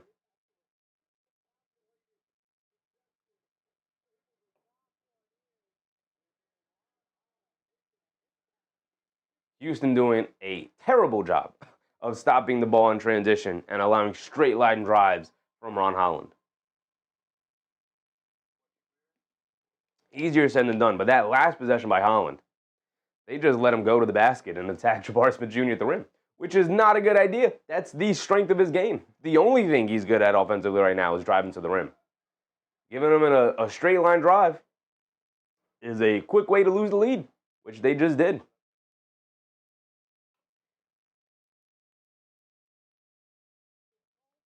(21-14), Hawks over the Suns. By the way, no Eason tonight. Just realized Eason is yet to sub in. So that would mean he is ruled out. No Finney Smith either. Probably should have checked him before the game started. That's bad on me.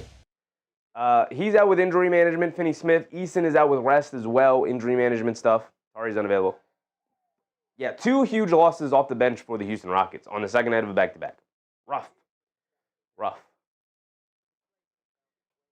That's 4 guys out of the rotation for the Houston Rockets tonight.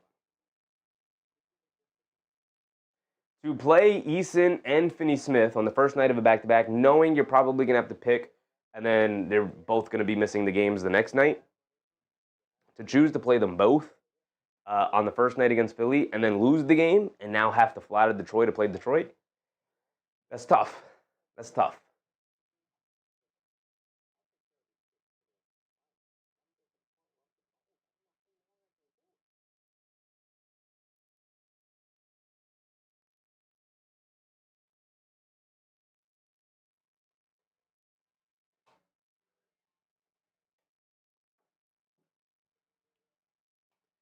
Cavs look like they're on the brink of dominating the Kings tonight.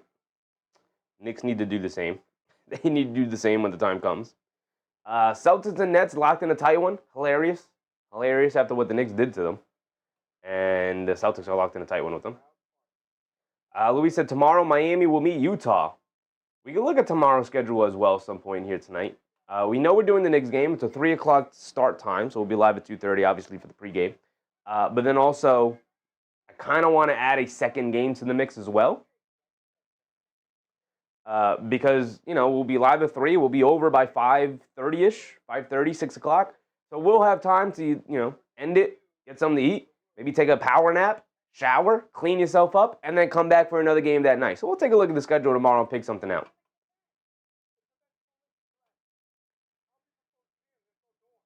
Jaylen Brown is playing. He's only got 1 point. No Derek White, though. Ooh, Derek White.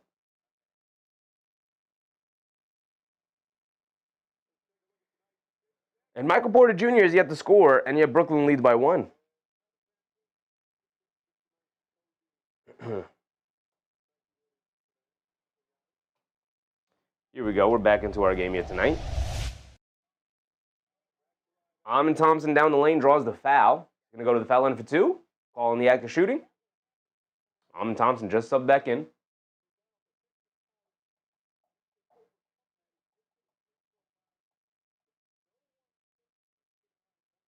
Durant to the bench. Thompson is at the foul line for 2 free throws here. 6:30 to go in the second, approaching the halfway point. Thompson gets the first one to go. Outside of timeouts, not a ton of stoppages, not a ton of free throws. A really well-competed game here. Low scoring for both sides, but these 2 teams definitely lean into their defenses. Thompson goes 2 for 2 from the foul line, giving the Rockets a 1-point lead back. And now here comes Jenkins. Pistons remain out there with Jenkins, Holland, Green, Ivy, and Stewart. Jenkins coming to his right off the Stewart screen. Pocket pass to Stewart. Stop. Half spin. Flips it up with the right hand. Got it to go over Şengün. The Pistons retake the lead. Now it's a back and forth affair. Now they're going back and forth. Trading basket for basket. Thompson has it up top, being guarded by Holland. Crosses over to his left. Driving it down. Leaves it up top to reach Shepard. A straightaway three. In and out. Can't get it to stay. Stewart knocks the rebound out to Jabari Smith Jr. Gets it into Thompson. Kicks it out to Okogie. Gets it over to Jabari Smith Jr. Swings through to his left. Down the lane. Loses the handle on the ball out of bounds. It's going to stay here with the Rockets, though. The Rockets are out there with Jabari Smith Jr., Şengün, Okogie, Thompson, and Shepard.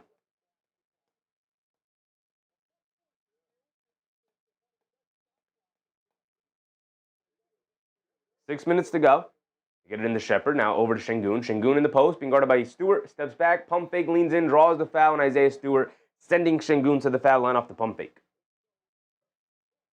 Now we're starting to get stoppages and plays and fouls called. Nadigo said, Derek White on the Celtics got to be the most annoying player in the league to me. Dude's such a distributor?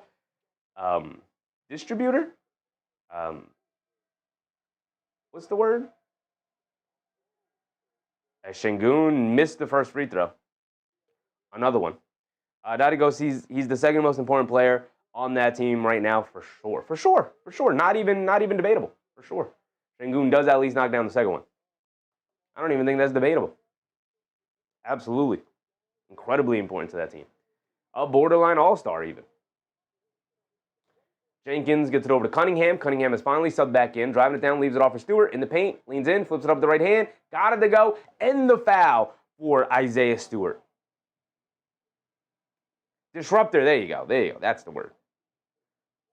Not I knew that. But you typed in, or it autocorrected, whatever, the distributor, and I was like, that's not the word we're looking for. I know that's not the word you were trying to say. That's not the word I was trying to say, but then I couldn't think of it because then all I could think about was distributor, and I was like, that's not the word we're looking for here. Disruptor, absolutely, yes. That is the word. Twozen said people were asking how to watch this game. It's on Amazon Prime too as well. It is on Amazon Prime. Stewart knocks down the first free throw. Knocks down his and one free throw. So now it's 40-37. Stewart going off now. He's up to 7 points. All of them coming in this quarter. Maybe he scored 2 in the last quarter, but most of his points coming here now. Şengün hands it off to Shepard. Shepard to right wing three. Shepard can't buy a basket here tonight. I thought maybe KD was the guy who was going to be off. Apparently it's going to be Reed Shepard. Duncan Robinson leaves it off to Cunningham. Cunningham coming to his right, leaves it up top. Duncan Robinson wide open, pick and pop three. Can't get it to go. Thompson with the rebound. Home run pass to Şengün, who leaked out and then gets fouled by Duncan Robinson. And then they call it out of bounds. How? Duncan Robinson clearly came down to foul. Obviously fouled.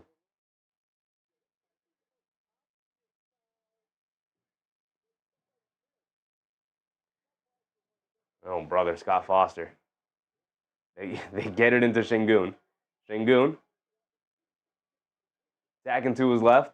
Now backing down Durant. Leaves it off for Jabari Smith Jr. cutting to the rim. Can't get the initial layup to go as he was guarded at the rim by All-Star Thompson. Good defense from him, but Jabari Smith Jr. is right there for his own tip up and in. Cunningham has it up top, being guarded by Thompson. Amin Thompson driving to his left, throws the lob to Durant, catches and throws it down for Jalen Durant for his first points of the night. And now the Pistons are starting to unlock this Rockets defense here. They get over to Shepard. Shepard continues to fire the straightaway three. This time can't buy a basket right now. Cunningham bringing it down the other way against Okogie. Cunningham sprays it out. Green, no hesitation three. They're going to dare him to shoot. He obliges. He can't get it to go. Thompson snatches the long rebound, bringing it down the other way now. Thompson has it on the right wing, up top to Şengün. Şengün coming to his right. Dancing with it, attacking to his left. Backing down Durant, backing him down, leans in, kicks it out. Extra pass, Jabari Smith Jr. left wing three. Can't get that one to go. Battle for the rebound, knocked out of bounds by Duncan Robinson. It's going to stay here with Houston.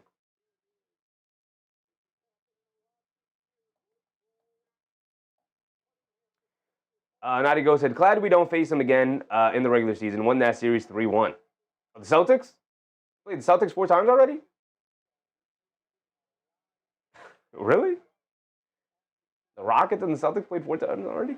Oh, no, Detroit. You're talking about Detroit. My bad. Detroit. You're a Detroit fan. Detroit played the Celtics 4 times already. Gotcha. Who played it for Shangoon got it to go. You already played them 4 times? And you play them 4 times? You're not in the same division. Cunningham has it up top, coming to his right, gets it over to All-Star Thompson's got a lane in the basket, trying to catch a body. Instead, draws the foul on Jabari Smith Jr. Great contest from Jabari Smith Jr., but it's going to send All-Star Thompson to the line for 2.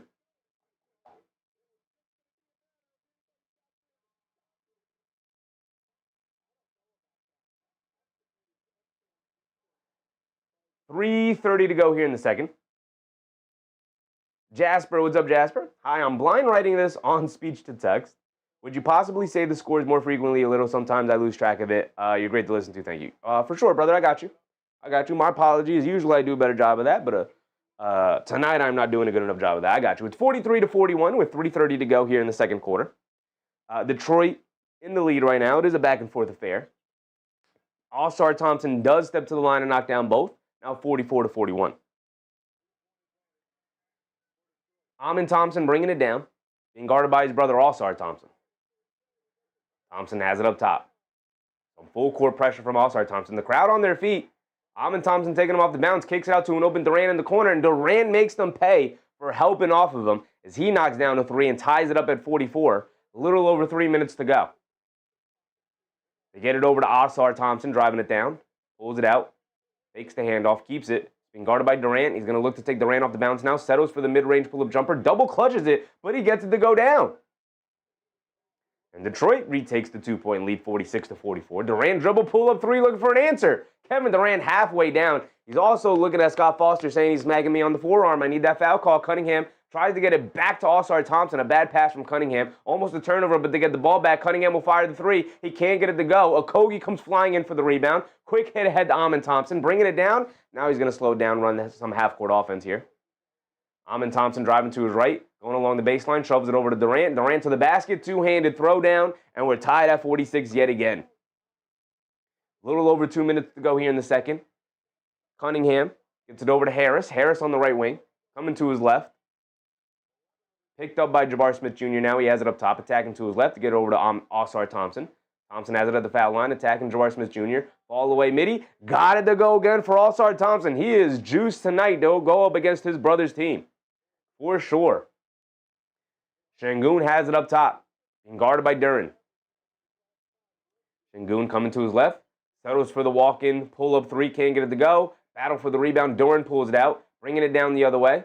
Durant putting his head down, Euro-stepping to the rim and gets the easy layup as Kevin Durant just stepped out of the way. And Detroit up by 4 here, 50-46, under 2 minutes to go, 140. Thompson has it on the left wing, being guarded by his brother Thompson. Amin Thompson has it. The Rockets are on offense now. Durant driving to his left, driving it down in the lane. Double clutches, tried to shoot the fall-away jumper, gets fouled by Cade Cunningham. So we're going to get a full timeout here. And when we come back from the break, Durant will shoot 2 free throws. Ricardo Cepeda, what's up, Ricardo?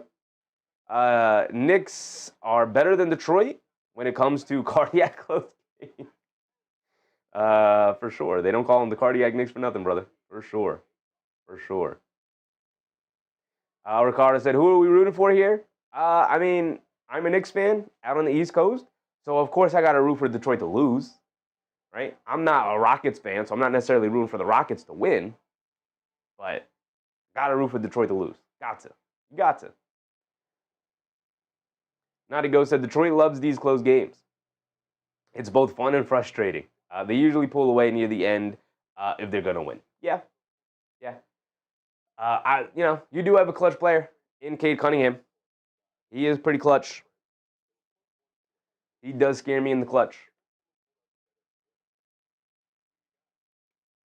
Jay Hammer said bang Durant's arm. A couple really, really egregious missed calls so far tonight.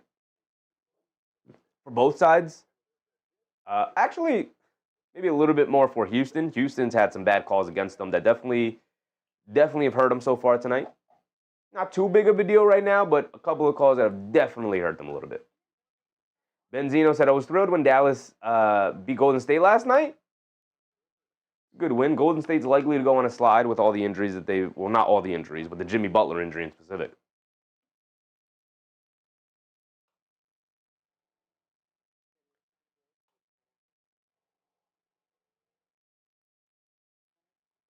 Go around the league. Ricardo said, can't wait for Mitchie's revenge against Embiid tomorrow. I just want to see the Knicks walk out with a victory. That's all I want. That's all I'm looking for. End of the first quarter. Phoenix leading Atlanta 31-27. Is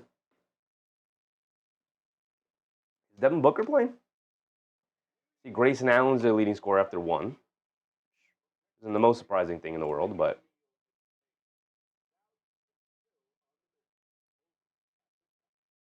yeah, Devin Booker is playing. He's got 5. Healthy team for Phoenix is Jalen Green is still coming off the bench, still available.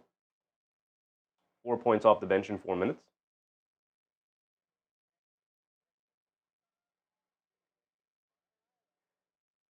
Celtics and the Nets locked in a tight one. Locked in a tight one. Suns Jen, yes sir, brother, yes sir. I got that game up on the second monitor here. We'll keep track of it as the night goes on. But wanted the game to get going first before we really pulled it up. Always a hard remind people to like button. If you're enjoying the show, I'd appreciate if you could hit the thumbs up button and like the stream. It is by far the best thing you can do to help support anything you like on YouTube is to hit the thumbs up button. James said Knicks versus Sixers tomorrow. Big O game, big O game. 3 o'clock start time here. EST start. 3 o'clock EST. Wherever you are in the world, you have to look up the start time. But for me, 3 p.m. EST. Sons Jen said I can do 2 games at once. I could do, 2 games at once, multiple games at once. The issue is when you're commentating over one of them and keeping track of what's going on in the other one as well. Charles Austin, what's up, Charles? Let's go Swamp Dragons, Nets. Beat the Celtics. Would be nice if the Celtics could lose. And after all the misery that the Knicks have been through, for the Knicks to retake that 2 seed would be hilarious. Durant steps to the line and knocks down both free throws. And Cade Cunningham will bring it down. Approaching the end of the first half here with only 1 minute and 20 seconds to go. Detroit leading by 2, 50-48. Cunningham has it on the right wing, being guarded by Tate. They try to get it over to Duncan Robinson. Okogie jumps the lane, goes to the basket, and throws it down. And we're tied at 50, and another turnover for Cade Cunningham. Thompson bringing it down. Now Amin Thompson guarding his brother All-Star Thompson. They lose track of him. He's driving it down, leaves it off of Durant for a 2-handed slam. Miscommunication for the Rockets there. Not sure where the breakdown happened, but he came out. All-Star Thompson came off the screen, and everybody just abandoned him. And he had a straight line drive to the basket with a nice drop-off pass to Durant. Durant now has it up top looking for an answer. Durant switched on to him, so Durant's going to look to isolate here. Between his legs, rhythm dribble, pull up 3, straight away, can't get it to go. All-Star Thompson with the rebound. He's going to bring it down the other way. They get it over to Cade Cunningham. 30 seconds to go. Cunningham bringing it down. In and out dribble. Coming to his left, leaves it off for Duncan Robinson. A straightaway 3, can't get it to go. Durant with the rebound. And then Okogie, or is that Tate? Tate was diving for it after he knocked the ball loose from Durant. And it goes out of bounds off of Tate anyway. So the ball will stay here with the Pistons. Tate on the floor holding his hand. Got hurt diving for that ball there.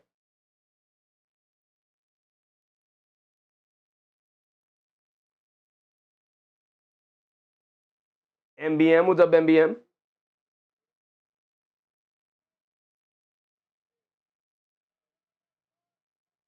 Tate goes to the bench, holding that left wrist of his. He's got like a wrap on it, so probably something that's been bothering him. Duncan Robinson gets it into Cunningham with 20 seconds to go. Cunningham up top, coming to his right. Being guarded by Durant. Has a lane, throws a bad lob. And another turnover for Cade. Durant off and running to the basket, throws a lob up to Thompson. Thompson gets fouled by Cade Cunningham. Is that 3 fouls on Cunningham and 3 turnovers, I believe? My goodness. I'm going to save it for halftime. We only have 7 seconds remaining here in the second quarter. Thompson's going to go to the foul line for 2 free throws here. I believe that's 3 turnovers and 3 fouls on Cade Cunningham now.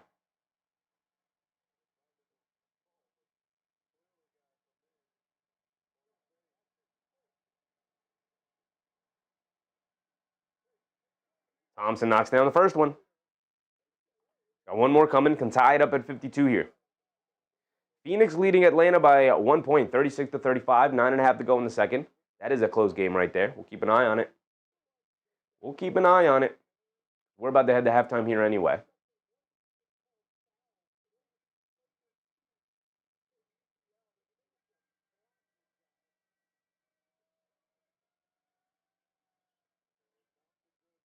Amon Thompson knocks down both free throws, and we're tied at 52. Dennis Jenkins will bring it down for what should be the final shot of the quarter here. Coming to his right of the screen, driving it down to the basket. Easy scoop layup, and he misses it.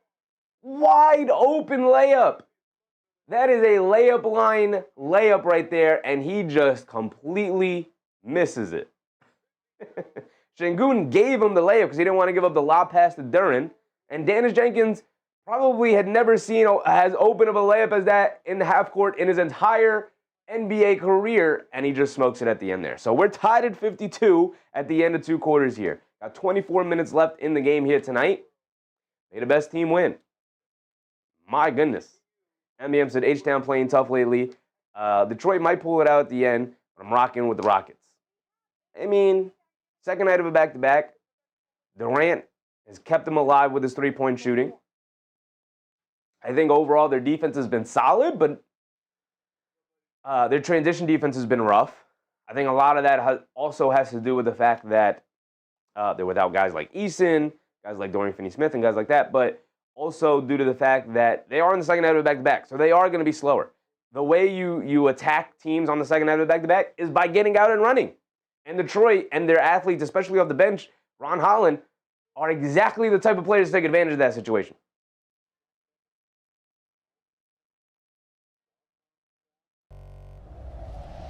All right, let's look at the box score because I was interested in what's going on with Cade. I believe I'm up to 3 turnovers and 3 fouls in terms of what I've been counting. He's got 6 points, 0 rebounds. That's not good. Zoom in so you guys can see it a little bit clearer. Here we go. He's got 6 points, 3 for 8 from the field, 0 for 3 from three-point range, 0 rebounds, 2 assists, 3 turnovers, does have a steal, and 3 personal fouls. Not a good night for Cade. Good news for Detroit. It's not been all that good for Cade right now, but it's only a tied ball game. Cade can get back to his usual self in the second half. It's going to be trouble for Houston. Jalen Durant also, 10 points, 5 for 6 from the field, 5 rebounds. He got off in that second quarter, but was very quiet in the first. Picked up 5 rebounds. He had 0 at the end of one, or maybe one rebound or something like that. But a significantly better second quarter than first quarter. Duncan Robinson's only 1 for 4 from 3. All-Star Thompson's 3 for 4. He's got 8 points, 4 boards, 2 assists, doing a little bit of everything. He's very clearly amped up to play his brother tonight with 8, 4, and 2 as a stat line, along with a steal. Oh, no steals, only 1 turnover. Stewart with 7 points off the bench. Ivy with 5. He knocked down the big 3. Dennis Jenkins with 4. Holland with 6. So starting to get a lot more production off the bench in that second quarter than they did in the first. Much better production. Now he goes, Duncan needs to figure it out in the second half. He has these hot stretches and cold stretches, like most shooters. Most shooters have these hot and cold stretches. It's hard to be consistent as a three-point shooter for sure, but 1 for 4 from 3, 1 for 4 from the field as well. So all of his shots coming from the three-point line. The three's not going down. Duncan Robinson is capable of attacking closeouts and getting into the paint and making more plays. So they're definitely going to need him to do a little bit more of that if the three-point shot's not going down, because they need his threat out. They need him as a threat out there for sure.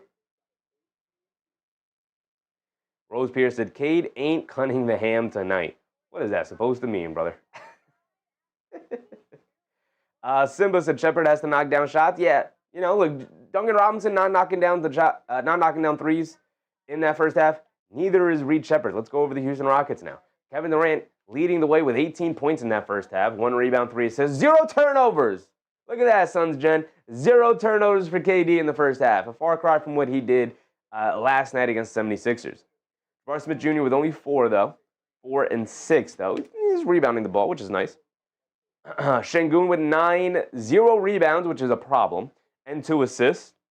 Josh Okogie with 2 points, 2 rebounds. I'm not sure why we're playing Josh Okogie 18 minutes. Amin Thompson, 8 points, 5 rebounds, 4 assists. Amin Thompson has been the second best player on this team for the Houston Rockets. He's been fantastic tonight, doing a little bit of everything, kind of like his brother.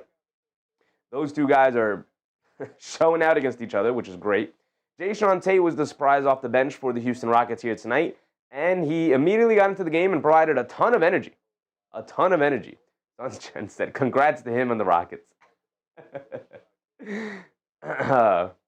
Jae'Sean Tate, he knocked down a 3, which is something you don't expect Jae'Sean Tate to give you, is 3-point shooting. This is the only bucket he made. But he does have 3 rebounds. I thought he played with a ton of energy and some solid defense overall. Clint Capella got in for 8 minutes, 3 points, 6 rebounds, 4 of them offensive. He had a hard time buying a basket. He's only 1 for 4 and missed a couple of bunnies around the rim. But overall, I thought I kind of liked his activity and effectiveness down there. Reed Shepard, he did pick up 2 fouls, which could have been avoided. Reed Shepard, really rough night so far. 1 for 8 from the field, 0 for 4 from three-point range. He is not bashful. He's going to get his shots up. If he feels like he's got space and he can knock that shot down, he's going to take it. He's not going to hesitate, and he has not hesitated, but he hasn't knocked any shots down. He knocked down 1 sweeping layup to start the game, and then since then, he's been ice cold. If Reed Shepard's going to be out there, you need to knock down shots because he's already a liability defensively. So it's been a rough night for the Rockets bench outside of the first quarter. A complete shift. I thought the Rockets bench was really good in the first quarter, and the Detroit bench was mostly non-existent, and then it flipped completely in the second quarter where the Rockets bench was bad in the second quarter, and the Detroit bench was the group that allowed Detroit to get back into the game after they went down by 10.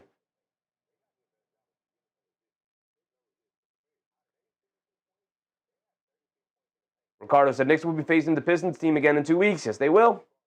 Yes, they will. I believe it's the end of January. I don't even think it's 2 weeks. We'll go through the schedule.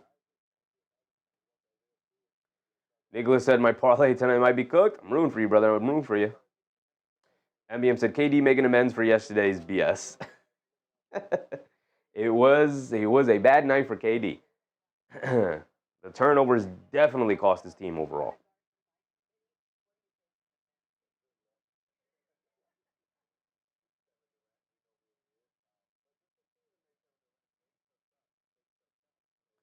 It looks like Phoenix and Atlanta are going to be locked in a tight one tonight. 1-point game, 42-43. Same with Brooklyn and Boston here. They're locked in a tight one, 39-36. And the Kings have come roaring back as well, 44-41. It looked like Cleveland was primed to run away with this one earlier in the game. They were up 12. It was like 20-8 or something. And now already in the second quarter, and Sacramento stormed back to take a 2-point lead.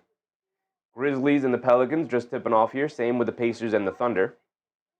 So we'll keep an eye on these 2 games as well as the night comes on. We are at halftime here. So we won't see the ending to majority of these games because this was the earliest tip-off we've had tonight.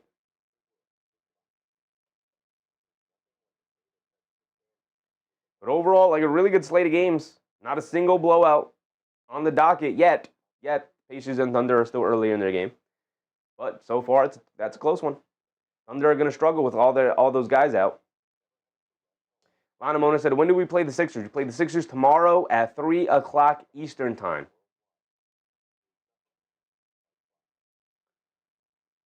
We can take a look at the slate tomorrow. Knicks taking on the 76ers, 3 p.m. Eastern time.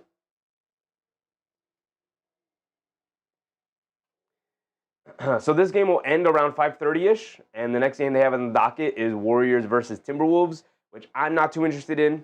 If the Warriors were healthy, I probably would stay on and do this game right after, and we'll just do the doubleheader. But with no Jimmy Butler, kind of not interested in watching the Warriors right now. So we might let that game pass. It's either going to be Cavs Magic, Celtics Bulls, or Lakers Mavs. You also have the late game with the Heat taking on the Jazz. All right, I'm not interested in the Heat Jazz. Lakers Mavs. Lakers are on the ban list, so I'm going to pass on that. The Mavs aren't good enough to get them off the ban list. I don't think that's a good enough matchup. Celtics Bulls, Cavs Magic, Warriors Timberwolves. So obviously we're doing the Knicks game. but this is a conversation as to what game we do afterwards. I'm not interested in the Warriors without Jimmy Butler, so I'm going to go ahead and throw it in the chat. Throw a poll in the chat. We'll leave it up to the end of the night.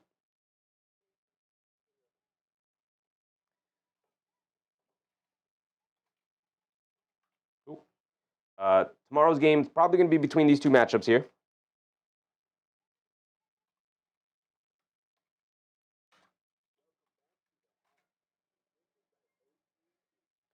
Either Cavs versus Magic, or it's going to be the Celtics versus the Bulls. I'm probably leaning Cavs Magic. That probably is just the best matchup, but who knows? Bulls, not bad. And it would be nice to root against the Boston Celtics that night as well.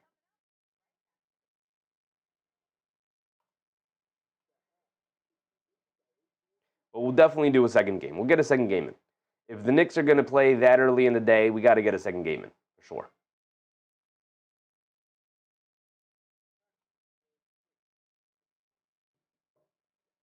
Benzino said, curious to hear who you think will win in the Raptors-Blazers game tonight.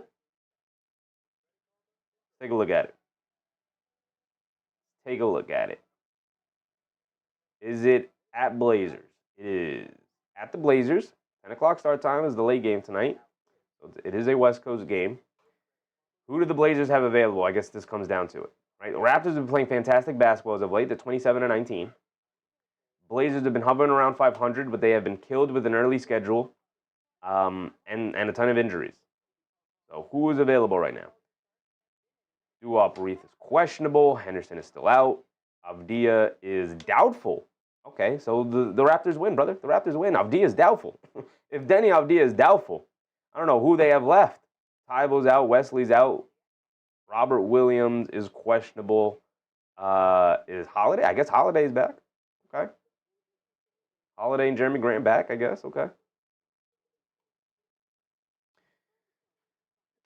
Gabriel said, why not Lakers Mavs? The Lakers are on the ban list, Gabriel, unfortunately. I just think they play an incredibly boring basketball style. They have incredibly boring basketball style.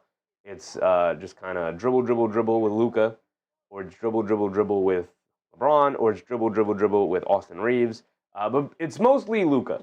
It's like 90%. I don't like watching Luka play basketball. Incredible basketball player, but incredibly like boring to watch. Like it's insufferable. It's a free throw game. It's a guy flailing into the defenders and then looking at the refs and daring them to make a call time and time again. It's just an incredibly bad brand of basketball to watch. I hate it. We've tried doing a couple of Lakers games earlier in the year, and every single time they were snooze fests. They're just snooze fests of a game. I'd rather watch a Washington Wizards game than to watch the Lakers play. So they're on the ban list. They can get off of the ban list if their opponent is good enough, if it's a good enough matchup, right? So let's say the Lakers are playing extremely well, and then they're playing the Oklahoma City Thunder. Like, I might be interested in that, right? Even though I think the Lakers are a bad watch, I might be interested in that. So we might watch that game even though the Lakers are on the ban list. It just depends on the matchups. It just depends on who I think is going to be the best matchup that night.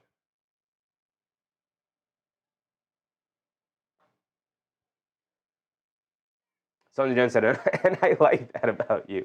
I just want to watch fun basketball, right? Like I grew up as a basketball fan, and then when I got into watching basketball, when I got to that age, like I've been playing basketball since I was a little tiny child. I obviously wasn't watching any basketball yet, and by the time I got to the age of watching basketball, that's when my pops was like, okay, we watch the Knicks in this household. And I was like, understood. So I've been a Knicks fan my whole life. But I've always had a love of basketball. So this is why we cover teams outside of the Knicks, because I'm not just a Knicks fan. I love basketball. So when I watched the Lakers play, they played a horrific brand of basketball. It is incredibly boring to watch. It's incredibly frustrating to watch a guy parade himself to the foul line over and over again. And that's for anybody. That's for the Embiids of the world. That's for the SGAs of the world. It can be incredibly annoying. The Incarnate, what's up, Incarnate? Cade going crazy tonight? Having a very good game. Cotto said, I thought I'm the only one who doesn't like Luka's style of play. I think it's a growing sentiment around NBA fan bases for the most part. It is it's getting bad. It's getting bad at Luka. The defense is also like, as he's getting older, he's just playing less and less defense. Like, at least try, brother. At least try. And there's a whole lot of not trying going on with Luka on that side of the court. And then all the foul baiting and flopping and complaining to the officials and the whining on the other end of the court. It's just like, all right, I got to turn this game off, or I got to switch to a different game. Something's got to change. Sons Jen said, Luka can kick rocks. Incredible basketball player. But I don't have to watch him. I don't enjoy it. Nadigo said, not going to lie, I think asking for a foul should be an automatic technical. I think if you ask for a foul more than 3 times in a quarter, let's lower it to 3. More than 3, if you get to a third time where you look at the official calling for asking for a foul, that's when if the official calls a technical on you, I'm like, deserved. You deserve that one. Stop complaining. Stop complaining. Go talk to your coach. Talk to your coach, or wait for a dead ball. Go talk to the official and be like, we need to change this. What's going on? Something's got to change, right? K Hazy, what's up, K Hazy? Naughty Ghost, and now that Luka's on the Lakers, he gets less leeway. I mean, the fact of the matter is the Lakers are just on TV more often, so more people are watching them. Jabari Smith Jr. coming out of the quarter here, misses the left corner 3. Battling for the loose ball, the Rockets end up with it, and then Şengün gets fouled. He's going to go to the foul line for 2 free throws. Tied at 52, coming out to start the second half here.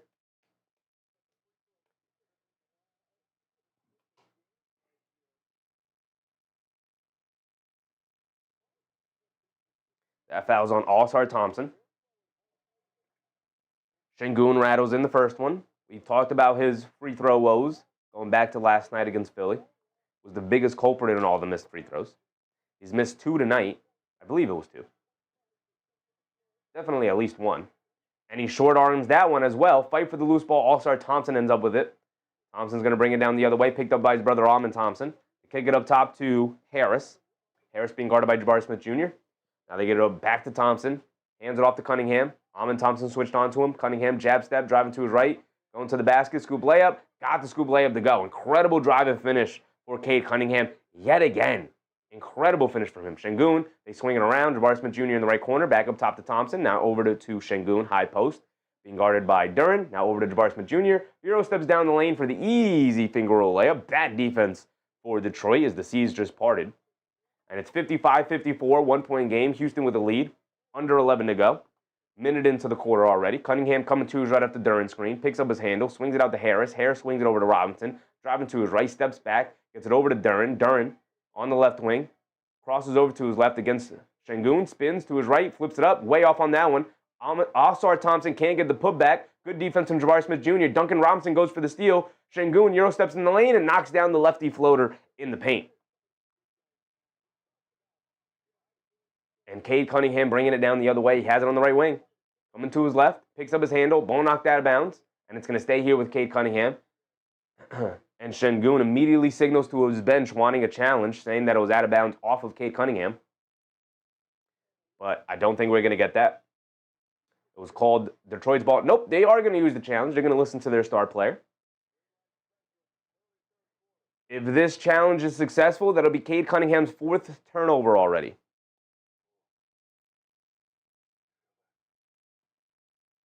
Oda Austin said, Karl Anthony Towns needs to be traded? I tend to disagree, Oda. I tend to disagree. I don't think he needs to be traded. You could want to trade him. I understand that. I don't think he needs to be traded.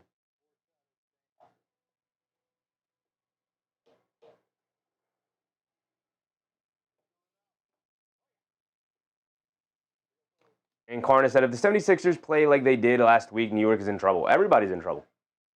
The thing with the 76ers, Incarnate, is that nobody believes they'll be healthy when it really matters. Can they be healthy for round 1? Possibly. Can they be healthy for round 2? Maybe.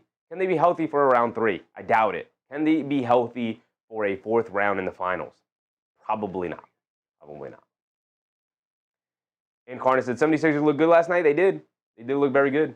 Embiid, he's rounding back in the form. He's rounding back into that MVP form. He'll never get back to that spot. But can he dig down deep and pull that out every now and again? Maybe. Yeah, last night would definitely look like it. Was attacking the basket, was in the post.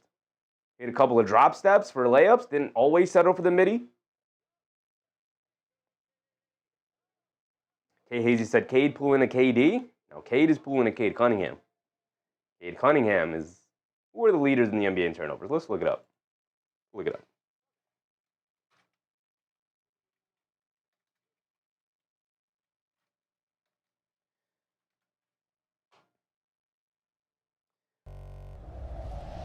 Luka's at number 1. I don't know, that's points. Where are my turnovers? Here we go. Luka's still at number 1, 4.3. Luka's still at number 1, 4.3. Then you have Dia with 4, and Cade Cunningham in third with 3.8. Jaylen Brown not far behind with 3.8. Harden 3.7. Jokic 3.5. And that is my threshold, 3.5. Anything over 3.5, I'm looking at you sideways. 3.5, I'm already upset, but I get it. Anything over 3.5, I'm looking at you like, brother, you got to cut down on them turnovers. Dan Tim, what's up, Dan Tim? Do you think the Warriors trade for DeMar DeRozan? I don't see why they would. There is no salvaging what you have going on there. And definitely there is no salvaging what you have going on there with DeMar DeRozan. Jimmy Butler, unfortunately, goes out with the injury. There is no rebuilding this into a championship team for one last run. There is no doing that. So, I mean, if they do end up trading for DeMar DeRozan, cool, but that's not really doing anything for them. They're out on being a championship contending team. They were already maybe a fringe competitor in the West if everything broke correctly and maybe they added a piece or two at the deadline here. But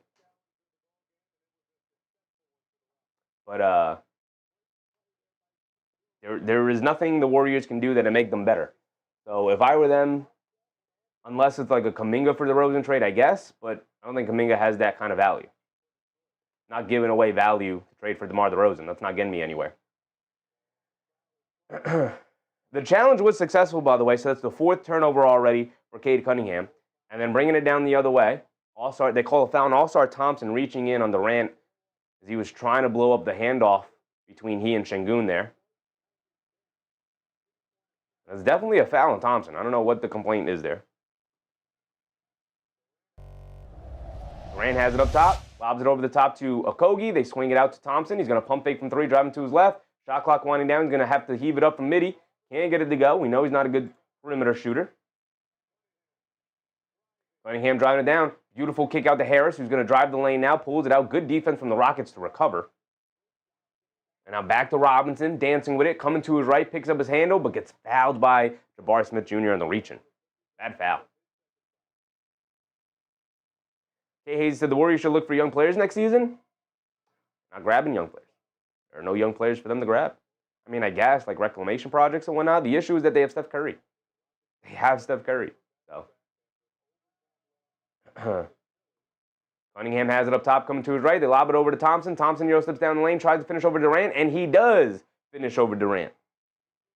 And it's back to a one-point game, 57-56, 9:30 to go here in the third. Şengün walking it down and directing traffic. Şengün gets it over to Durant. Durant has it up top. Durant being guarded by Durant. Durant's going to dance with it. Crosses over to his left. Loses the handle again. The second time he's done that. Swings it over to Jabari Smith Jr. Lobs it over the top to Şengün. Loose ball, and it's a shot clock violation. Jabari Smith Jr. thought Şengün was going to continue to go to the basket. That's why he threw it towards the basket.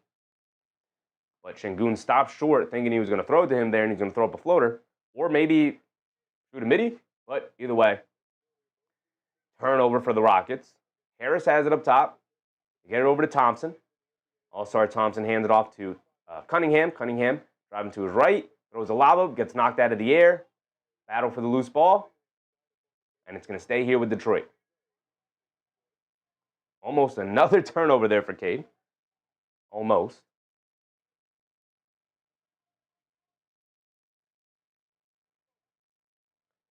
And now Detroit will inbound it. They throw the lob up to Durant. Beautiful play for the Detroit Pistons. Cunningham able to lob it up to Durant off the inbound on their own baseline. And the Pistons retake a 1-point lead, 58-57, 8:30 to go. Amen Thompson bringing it down against his brother All-Star Thompson. Amen Thompson up top, dancing with it, crosses over to his right, driving it down, hands it off to Şengün, now gets it over to Durant. Durant at the foul line, and guarded by Harris, shoves it out to Şengün. Going to look to attack to his left, spins to his right down the lane, scoop layup. Can't get the scoop layup to go, but he will go to the foul line for 2 free throws with 8:13 to go.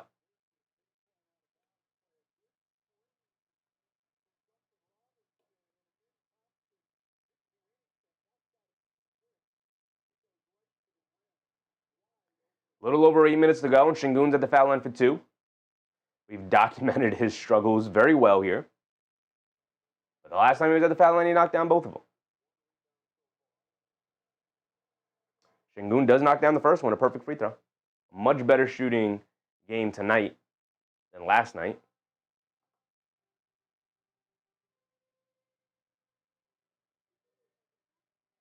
Şengün goes 2 for 2, 2 perfect free throws. And the Rockets retake the 1-point lead, 59-58. 8 minutes to go in this third quarter. Cunningham has it up top, coming to his left. Bar Smith Jr. switched on to him, coming to his left again. They show 2. They get it over to Durant in the paint. Goes to the rim and gets the layup to go. He saw Thompson in front of him. He said, I'm going through your chest. I'm going right to the basket.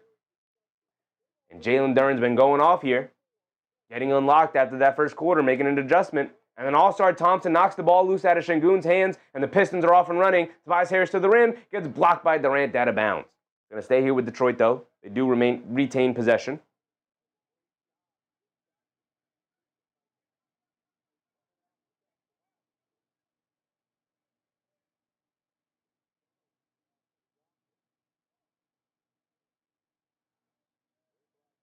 Duncan Robinson gets it into Durant. Durant kicks it out to Cunningham. He's being guarded by Cade. Cunningham swings through to his right. Amen Thompson switches onto him. Inside to Durant, being guarded by Durant. Pump fake, leans in, puts it up. Can't get it to go. He's looking for a foul call. He doesn't get it. Durant gets it out to Şengün, back to Durant. Durant will bring it down. Durant has it up top. He's being guarded by Harris. Coming to his right, Durant switches on to KD. KD walks into a straightaway pull-up 3. Got it to go, nothing but net. He said, bring me here. Come here, brother. He said, let me have this dance. Straightaway 3 for Harris, trying to respond. Too strong, can't get it to go. Amen Thompson comes flying in for the rebound and then gets fouled by All-Star Thompson. Bruce Fowler, what's up, Bruce? Lewis said Pacers may upset OKC. Gonna have to come down to that fourth quarter, brother. OKC turns it on. I highly doubt they'll lose it with SGA out there, but you never know. You never know. Upsets happen all the time. Benzino said, do you think the Warriors need a new coach? That's a question that can only be answered after the Steph Curry era. As long as Steph Curry is there, Steve Kerr will also remain there. Thompson has it up top, being guarded by Holland. They get over to Şengün. Şengün up top, being guarded by Durant. Get it back to KD. KD coming to his right. Durant switched on to him again. KD's going to look to dance again. KD hesitates, straightaway 3 again. Back-to-back dead-eye 3s over Jalen Durant. He said, come here, young man.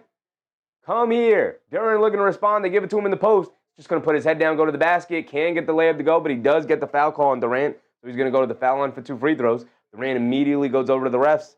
Talk about it. Oh, no, it's not a foul on Durant. It's a foul on Şengün. 6:30 to go. We're approaching the halfway point.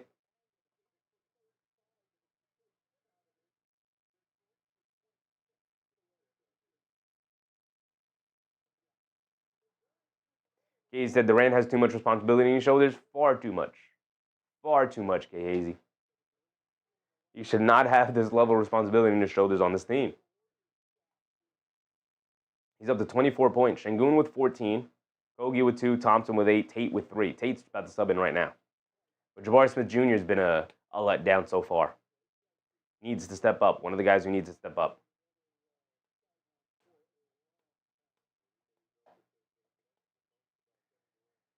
Durant knocks down both of his free throws. And Reed Shepard is also subbed in. He's bringing it down. Shepard has it up top, being guarded by Holland. Shepard coming to his right. They lob it over the top to Capella.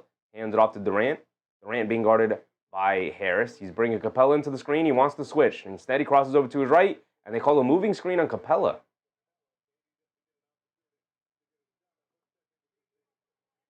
Capella with 3 silly fouls so far tonight. Harris hands it off to Robinson, and a moving screen on Harris off the handoff. Jae'Sean Tate does a good job running into it to draw the foul.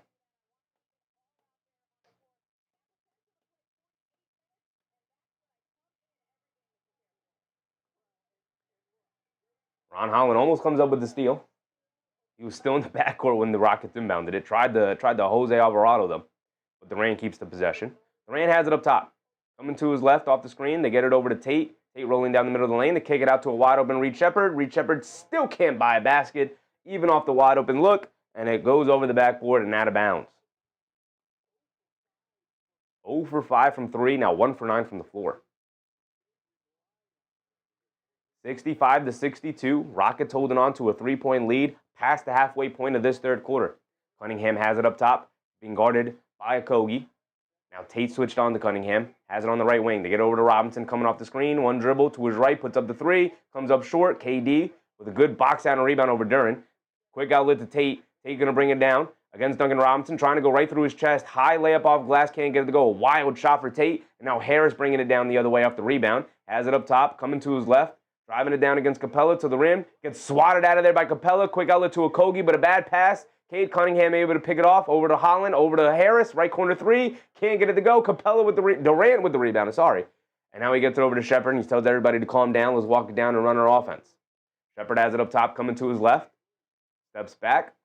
Swings it up top to Durant. Durant now coming to his right. Now over to Tate. Tate hands it off to Shepard. No hesitation, left wing 3. And Shepard finally gets one to go down from 3.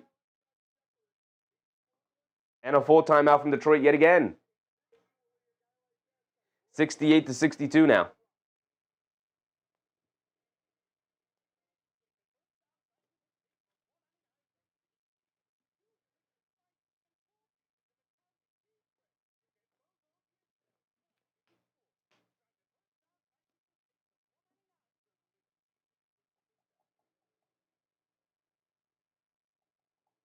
(68-62). Under 5 to go here in the third quarter. Durant going off tonight. 24 points, 4 boards, 3 assists. Has those turnovers under control. If Reed Shepard could start going off again, they're holding on to a 6-point lead. That'll allow them to build the lead a little bit further. They need somebody to go off in the perimeter outside of Durant. Really struggling from that area. Overall, they're 7 for 21 from 3, but Durant has 5 of them. So outside of Durant, who's 5 for 9, if you take his 5 for 9 off, they are 2 for 12. 2 for 12. Reed Shepard, 1 for 6. Jae'Sean Tate, 1 for 2. Okogie, Şengün, and Jabari Smith Jr. all 0-fers. Jabari Smith Jr. is 0 for 2. Bruce Fowler said, what's the scattering report for the Knicks? Like, what do we have to watch for the Knicks? Scattering report for what? Scattering report for the Knicks? You could literally just tune into any pregame I've ever done. I can give you the scouting report on a game-by-game basis. I mean, the Knicks are, it's weird because they're coming off of the Brooklyn Nets game, you know, in which they won by whatever it was, 54 points, 56 points, something like that. So what do you take from a game like that, right? So it's really like, what are they going to look like come tomorrow afternoon when they take on the Philadelphia 76ers? What are they going to look like, right? Is it a team that's starting to figure things out and going to get out of this funk and miasma that they've been in, or are they still there, right? Are they still in that position? So there really is nothing we can take away from the Knicks right now until we see what they look like against actual competition. It was great to have that type of performance against the Brooklyn Nets, but it's the Brooklyn Nets. So we'll take it in stride. It's a nice first step, but we got to see what they look like outside of that game. Bruce said, seen any hole in Detroit? Like anything that they're deficient in? I mean, they're perimeter shooting. They rely heavily on Duncan Robinson to get the perimeter shooting going. Their half-court offense isn't very good. They rely very heavy on their defense to create for their offense.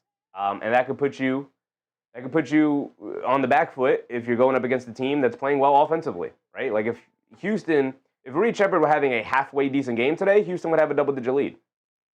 You know, if Reed Shepard was literally just 2 for 6 from 3 and 5 for 10 from the floor, you know, the Rockets would have a double-digit lead.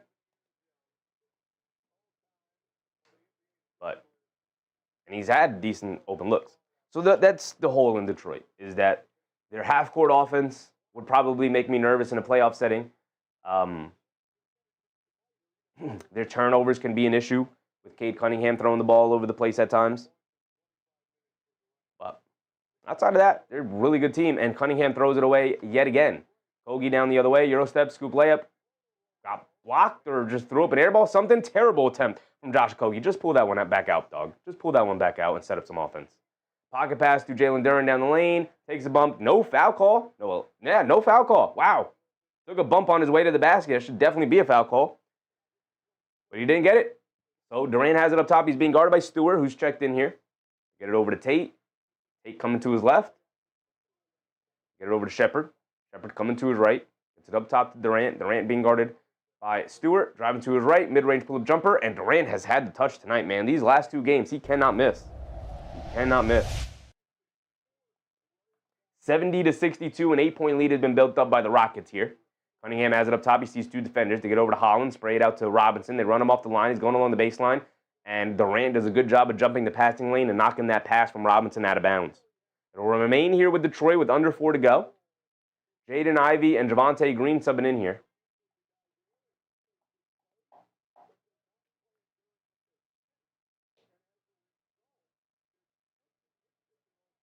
Big Rud, what's up, Big Rud? They get it into Cunningham. Cunningham has it in the right corner. They show a double team. Get over to Green. Green has to throw it up with the shot clock winding down, hit the side of the backboard, and they get it to Durant. Some more really bad half-court offense from Detroit here. Been their Achilles heel. Shepard dancing with it, crosses over to his left, gets into the lane, throws up the floater, draws the foul, and gets the floater to go down off the back of the rim with the Halliburton bounce. He's going to go to the foul line for one more as Houston takes the first. No, it's not their first. They held a double-digit lead earlier in the game in the first quarter. But they retake the double-digit lead here. He's going to go to the foul line for one more to tie what has been the largest lead of the game in 11. 72-62, with Shepard going to the foul line for one more. Bruce Fowler said, I haven't seen a lot of Detroit this season. As usual, perfect analysis, complete with turnover on point. I mean, I haven't watched too much Detroit either, so Detroit fans can let me know. But from what I've seen, the little I've seen, the handful of games I've seen this year from Detroit, and from what I know of Detroit, and what I read about of Detroit from people who do know, their half-court offense is their Achilles heel, which is why they make me nervous as a playoff team. I love their team. I love a lot of their players on the team. But they got to get better in the half-court. I think a little bit of that is coaching. I think that's also players need to get better as perimeter drivers and finishers and shooters. Holland turned it over. Thompson can't get Almond Thompson can't get the finish on the other way, and then Houston quickly pushes it back the other way, and they finally get the layup they were looking for. Helter-skelter play. Got to get that finish if you're Almond Thompson. Jabari Smith Jr. driving it down, foul line, pull-up jumper, and he finally gets one to go down. Forgot to give Reed Shepard his free throw, so it's 75-64, now 11-point lead for the Rockets. Under 3 to go. Jenkins has it up top, being guarded by Almond Thompson. Crosses over to his right, has it in the lane, steps through, kicks it over to Green, coming to his right, back out to Jenkins, left corner 3, sets himself with the rhythm dribble, and he knocks it down over Durant. And now Almond Thompson will bring it down. And this is the same bench unit, that same starting lineup, also went down by double figures in the first quarter, and then this exact bench unit came in and helped pull them back into the game. Let's see if they can do it again. This time, Almond Thompson gets into the lane and knocks down the righty floater. And they're back up by 10, 77-67. A little over 2 minutes to go in this third quarter. Jaden Ivey off the handoff, a straightaway 3. He got it to go. Here comes this bench unit. The Detroit bench lining it up and letting it fly. Back-to-back threes. One from Jenkins, one from Ivey. Shepard up top, dancing with it against Jenkins. Coming to his right. Now coming to his left off the screen from Capella. Driving down to his left. Pump fakes, fall-away jumper. Comes up short, but gets a friendly bounce off the front of the rim for Reed Shepard. 79-70. They're trading baskets, but they're trading threes for twos. Jenkins has it on the right wing, driving it down along the baseline, goes up, gets swatted out of there by Capella. And now it's a 5-on-4 as Jenkins hit the floor. They leave it off for Shepard, hesitates, driving to his right, down the lane, scoop layup. Got it to go for Reed Shepard. Back up to 11 they go. Now that's a response right there after back-to-back threes. Oftentimes when a team goes back-to-back from the three-point line, that could be a bit of a backbreaker and hurt morale a little bit. But instead, Houston digs down, comes up with some stops, gets to the rim and gets some layups. Shout out Reed Shepard, back-to-back middies there. Well, one mid-range jumper and then a drive to the rim for a scoop layup. MBM said Detroit looks vulnerable. Detroit is vulnerable. They're an extremely good basketball team. They haven't accidentally walked into the best record in the East. And by the way, it's not just the best record in the East. They have the second best record in the NBA, right? Like if Oklahoma City wasn't on a generational run to start the year, they're in contention for the best record in the NBA. So don't take them lightly. It's just that half-court offense could come back to bite them in the playoffs. It could, or it could not. They could figure it out, or their defense could be good enough where they can overcome that. Every team has flaws. It's about how you can overcome those flaws come playoff time. Detroit has the options to get over those playoff flaws. Like Cade Cunningham's, he's going to have to. If Detroit wants to win a championship this season, with this roster, if they don't make a trade, which they've been rumored to be in on a bunch of different trades, but if they decide to not make a trade, and they go into the playoffs with this roster, their path to a championship is Cade Cunningham leveling up to true blue superstar and not just star knocking on the door of superstardom. Like he's got to get to the next level for a 2-month period for a 4-series run if Detroit wants to win the championship this year, which he could do. Durant is going to have to stay consistent as an all-star and maybe even step up as well. And everybody else is going to have to play out of their minds as well. And it's possible, but it's tough. It's a tough ask. Ivy bringing it down. They get it over to Stewart. Stewart against Capella, backing him down. Drop step, lefty hook off glass. Got it to go. 81-72 now with a little over a minute to go. MBM said regular season bully, in my opinion. Maybe. Thompson has it up top and they get it over to Capella. Capella hits Thompson, coming back door, draws the foul, gets the floater to go, and they're going to give it to him. And one for Amen Thompson. Crazy pass for Capella that he even wanted to make that pass. Thompson had the foul on for one more. Naughty Ghost said, if Cade goes ISO again in another fourth quarter performance, they can still salvage a bad day. They could. Right? On bad nights, your superstar's got to come through for you. That is the burden of a superstar.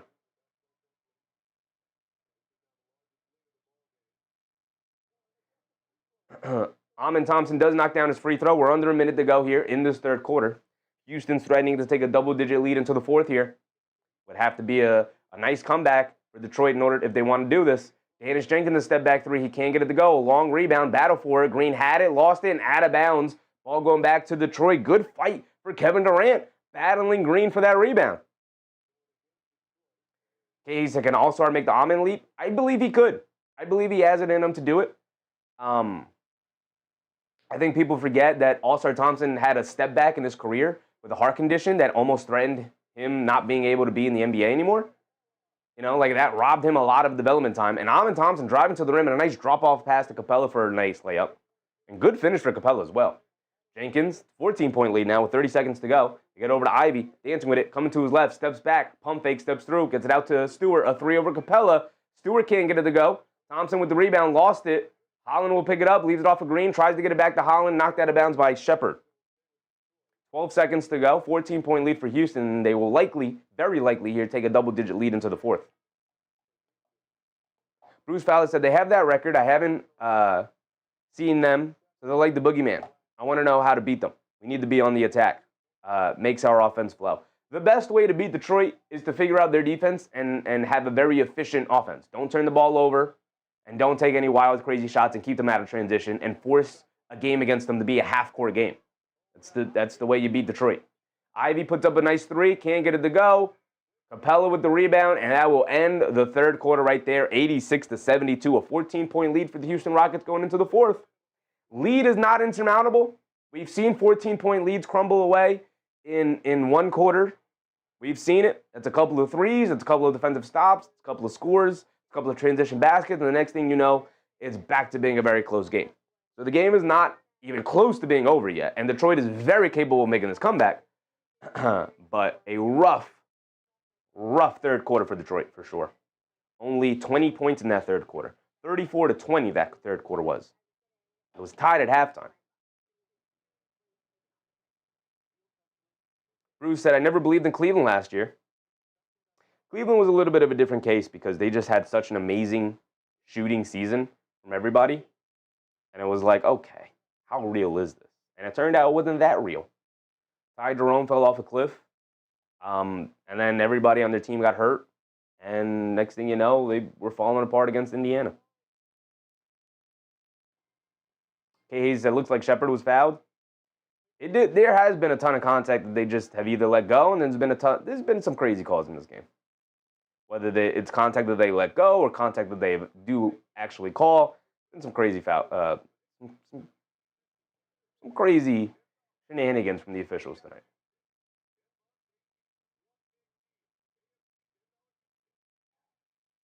Bruce said, but it's nice to see Detroit look normal. Want to see how they play when they are down. They can absolutely make this comeback. They have the horses to do so. Johnny Reynolds, what's up, Johnny? My Houston Rockets are winning. Yes, they are, Johnny. Yes, they are. They're on their way. 14-point lead. Don't give it up, brother. Don't give it up. Ozahar, rooting for Detroit tonight. I see you, brother. Jay Hammer said, Amin is better, more comfortable with the ball. I mean, they put the ball in his hands. I think part of being comfortable with the ball in your hands is having a team trust that, okay, we'll put the ball in your hands. With Cade Cunningham out there, they just put the ball in Cade's hands and they say, hey, Thompson, go stand in the dunk. Go stand in the dunker spot. And it's like, okay. I think you do a little bit more with the ball in his hands. MBM said, yeah, not trying to be diminishing, but I see some things that can be exposed on their defense. Sure. I don't disagree. I think they're far from a perfect team. I think they're very far from being a perfect team, but they are having an excellent season so far.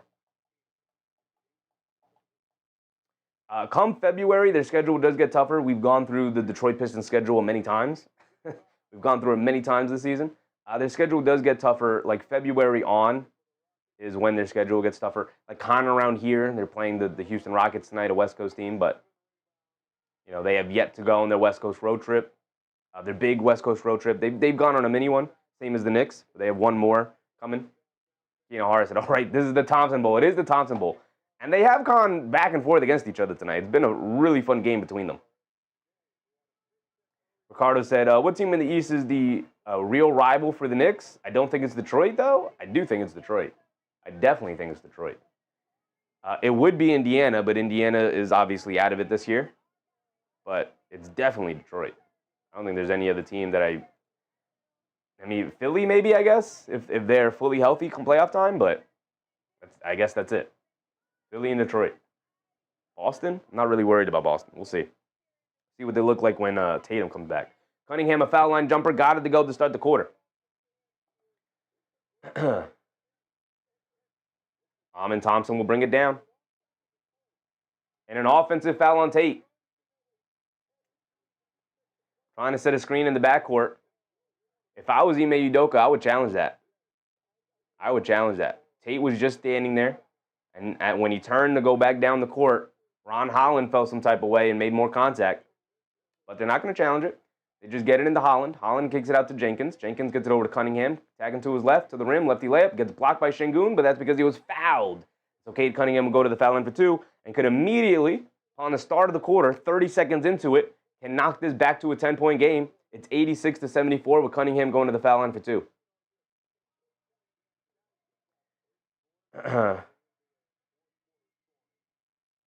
Torrens, Bethia, what's up, Torrens? I need 3 more points from Tobias? I'm rooting for you, brother. I'm rooting for you. MBM said Detroit is our boogeyman. I don't think the Knicks have a boogeyman. They're definitely the best team in the East right now. They deserve that moniker for sure. Carter said the Nets don't wanted to get smoked again by 54 points. It looks like they will beat the Celtics. We'll go around the league in a second here. Cunningham knocked down both free throws. And then it looks like a foul on Stewart here. And Stewart and Scott Foster having a discussion.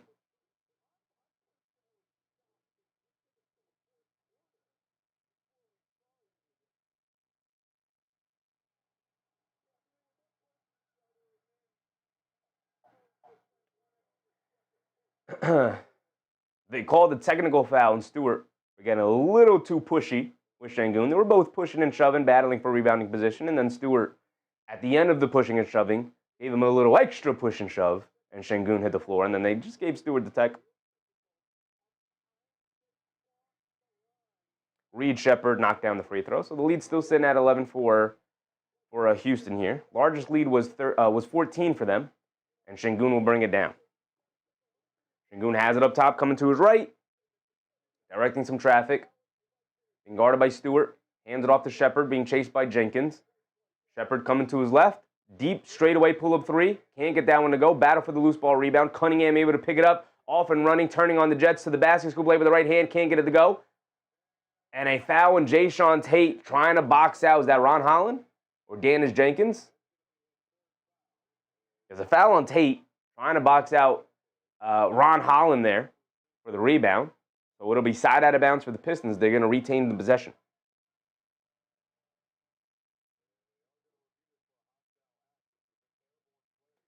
Bruce said, we have 3 weeks to move Yabu. We don't have 3 weeks to move Yabu, brother. The trade deadline is in a week. Trade deadline is February 5th or something. So 2 weeks. We have 2 weeks. A week and a half.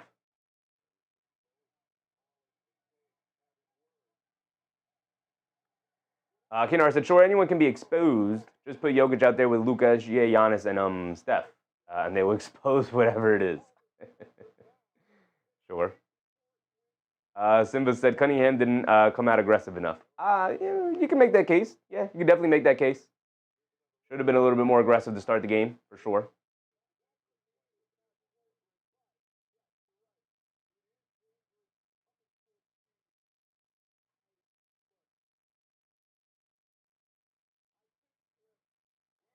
Simba said he should have crashed the boards and scored more earlier. Yeah, I mean, when everybody else is also having a little bit of a middling game, you could always make the case that the Stars should have been more aggressive to start the game, but they do upgrade it to a flagrant foul 1 on Jae'Sean Tate. MBM said, Yabu's still here. Did we ship JC out yet? Not yet, brother, not yet. We'll see what they come out with. You know, I said, a little too much beef in the stew. A little bit, but that is indeed what he does. That is indeed what he does. That's his role. That's part of his role. You know, I said, Shepherd's pie versus beef stew. Both good on a cold winter day. Yes, sir. Yes, sir. Getting hungry now, Kinar. He's out here talking about food. KA just said, Yabu has been better defensively. I don't know, is there really a trade to be made? Doesn't seem like it, but it also doesn't seem like the Knicks have the appetite to keep him on the roster any longer. I don't know. They definitely seem like they might be. They definitely have the appetite of moving him right now. Someone said this is a good win for the Rockets. If they can pull it off. Holland's at the foul line for 2 free throws with a flagrant 1. And Detroit will get the ball back. And Holland knocks down 2 perfect free throws, 87-78. And we're only a minute into this quarter, and all of this brouhaha going on. We've had a technical, we've had a flagrant, had some free throws for Cunningham, and it's resulted in a 9-point lead for the Rockets 1 minute in. They've already shaved off 5 points in this quarter. Dennis Jenkins gets it over to Cunningham. Cunningham out of the mid-range, throws a lob up top, and Stewart gets the 2-handed slam. Excellent pass for Cade Cunningham, as always. Almost. Şengün driving it down against Stewart. Stops, turns, kicks it out to Thompson. Thompson gets it back to Şengün. Şengün in the post against Stewart. Hits Thompson coming back door. Knocked out of bounds off of Thompson, or maybe he just couldn't handle the pass. Either way, ball going back to Detroit here. And now Jenkins has it up top. Jenkins coming to his right up the Stewart screen. Thompson guarding him. Get it over to Cunningham. Coming to his right, down the lane. Leaves it off for Stewart. A tough pass, but he catches it, lays it up, and in. And the foul for Isaiah Stewart. And it's a 5-point game. and a timeout for the Houston Rockets. And just like that, you got to get Kevin Durant back in the game earlier than you wanted to. TJ, what's up, TJ? TJ 100K. Do you think Cade will get 7 assists? Maybe. Ricardo said Jose Alvarado and Yves Missi going to the Knicks. Let's see what they can come out with. Don't mind that trade. I'm not a big Jose Alvarado fan, but he's definitely better than Clarkson.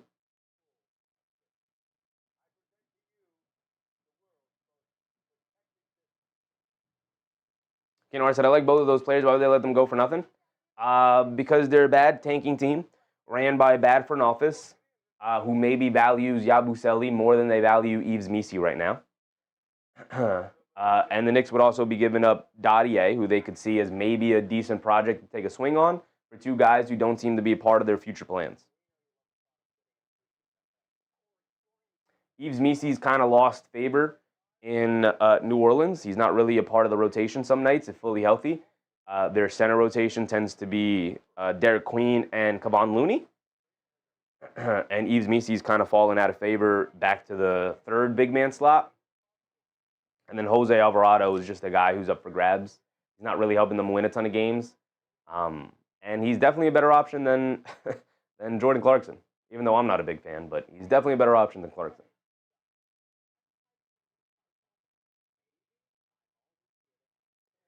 Bruce said he's not in the rotation, and Brown has no intention of playing him any quantifiable minutes.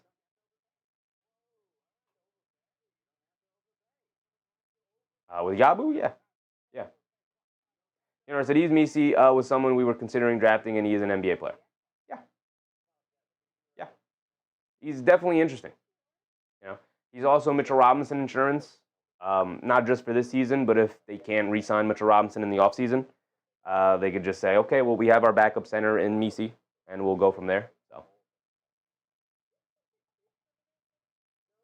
Benzino said, fantastic play calling. I love when you call games outside of the Knicks. Appreciate you, Benzino. Appreciate you, brother. Appreciate you.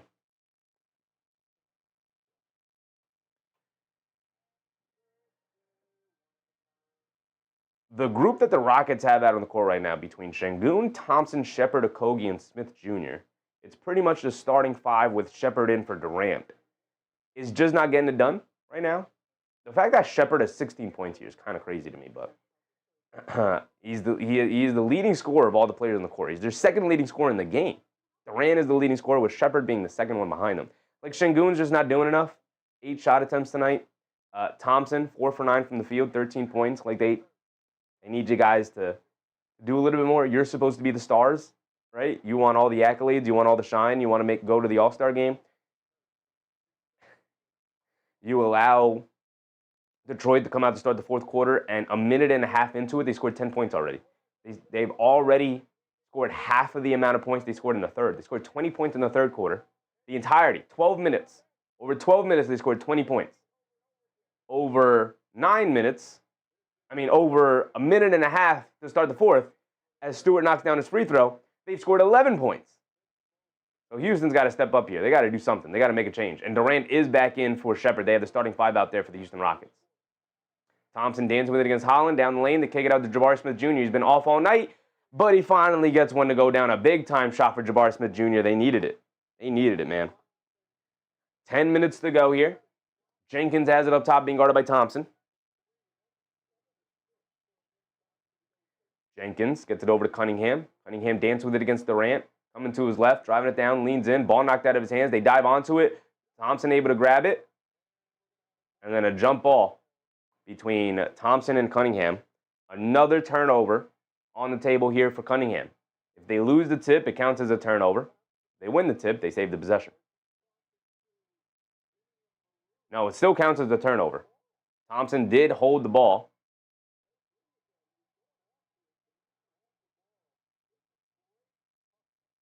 So that is the 5th turnover on Cunningham.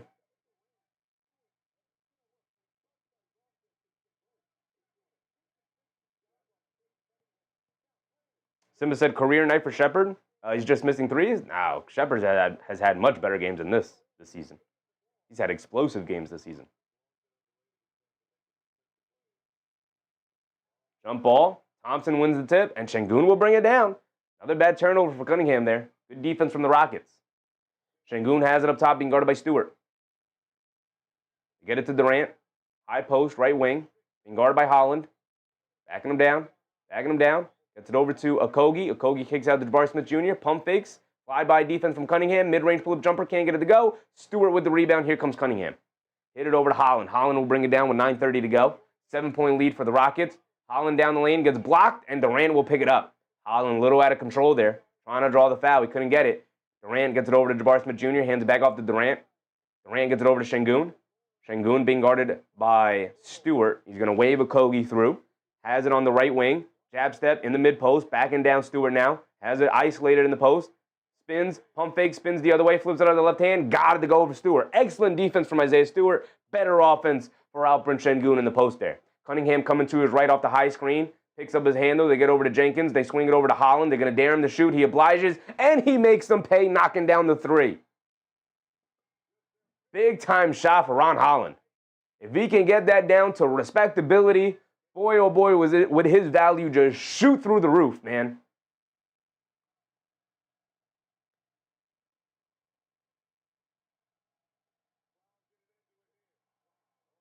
Şengün's going to bring it down. He's got a wide open lane to the basket. And he throws it down over Stewart. Gives him the poster. Went in with the left hand. Now we get some NBA action. Cunningham kicks it out to Jenkins. A three over Şengün. And he rattles it in. Answers right back. 94-89, a 5-point game. And then who is that? Holland? Holland picks up a steal in the backcourt.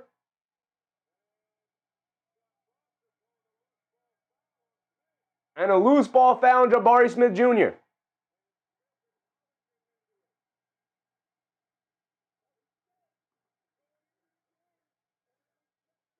And the loose ball situation happened right in front of Detroit's bench. And Jabari Smith Jr. was the guy called for the foul. And then Holland and Jabari Smith Jr. end up getting into it. Because they're standing in front of Detroit's bench, everybody in Detroit, the whole bench and the assistant coaches, grab Holland and throw him to the back of the crowd so that he's already got one technical today, I believe. If he picks up a second, he's out. So they pull him back so that he doesn't pick up another one. But it's a 5-point game, 94-89 with 8:30 to go. It's a close game. Like I said earlier, this game is far from over. Simmons said he's just missing threes. I mean, you can't have a career night if you're just missing threes. Knock down your threes. Knock down your threes and you can have a career night.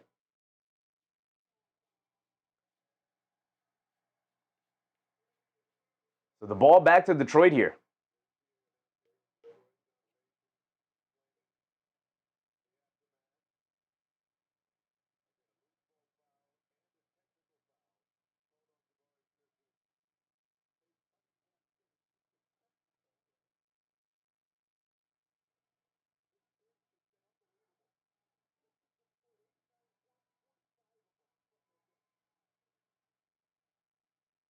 Cunningham will shoot. And now technical free throw? Cunningham misses the free throw.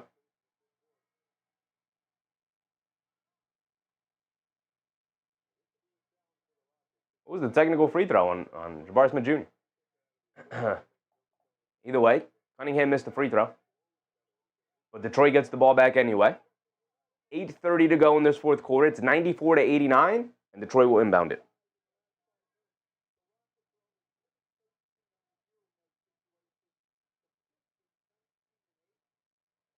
Get it into Jenkins. Hands it off to Cunningham. Being guarded by Thompson. Cunningham dancing with it. Crosses over to his left to kick it in the corner. Holland will fire a three. Airballs it. Stewart with the offensive rebound, though. Goes up with the layup. Got it to go for Isaiah Stewart. Too big, too strong, too physical. Got to finish in the paint through three defenders. Thompson has it up top. Directing traffic to get over to Şengün. Hands it off to Durant. Durant, pull up three, off the handoff, off the back rim, can't get it to go. Thompson, the offensive rebound, pump fake goes up, gets blocked. Stewart, Cunningham, both of them were there. Either way, here comes Detroit. Dennis Jenkins has it up top, dances with it against Şengün. Hesitates, steps back, crosses over, loses the handle. Şengün just picks it up. Dennis Jenkins doing too much with it. Şengün has it on the right wing. All-Star Thompson picks him up. Şengün. He's got nobody open. They get over to Okogie. Okogie leaves it off for Thompson in the paint. Pump fake inside the Jabari Smith Jr. Pump fake and draws the foul on Stewart. Bodies flying all over the place. Nobody wants to pick up a second technical. Stewart falls over him. Game getting real physical, real feisty right now. Guys wanted to get into it. Stewart falls over Jabari Smith Jr. off the pump fake. So it's, tough. It's a tough fall for Stewart. Jabari obviously takes exception to it because the guy's falling all over him. Not Stewart's fault. But Jabari's already got one technical. If he picks up a second technical over there. So foul on Stewart. Should be 2 free throws for Smith. They're not going to give him free throws. It's just side out of bounds. They say before the shot attempt. Okay, it's a 3-point game. 1-possession game here. They get it into Şengün. Şengün has it up top. Now they get over to Durant. Foul line pull-up jumper. Off the back rim. Can't get it to go. Danish Jenkins with the rebound. Here comes Cunningham. Cade Cunningham has it on the left wing with 7 minutes to go in the fourth. Dancing with it. Crosses over to his right. Step back. Foul line. Fall away. Jumper off the back rim. He can't get it to go. And Jabari Smith Jr. digs out a rebound. They get over to Şengün. Back to Smith Jr. He'll bring it down. Being guarded by Holland. Smith Jr. gets it over to Şengün. Şengün up top. Şengün hands it off to Thompson. Thompson being guarded by his brother Thompson. Amen Thompson. Foul line floater. Got it to go for Amen Thompson. And we're approaching the halfway point of this fourth quarter right here. 96-91, Houston leading by 5.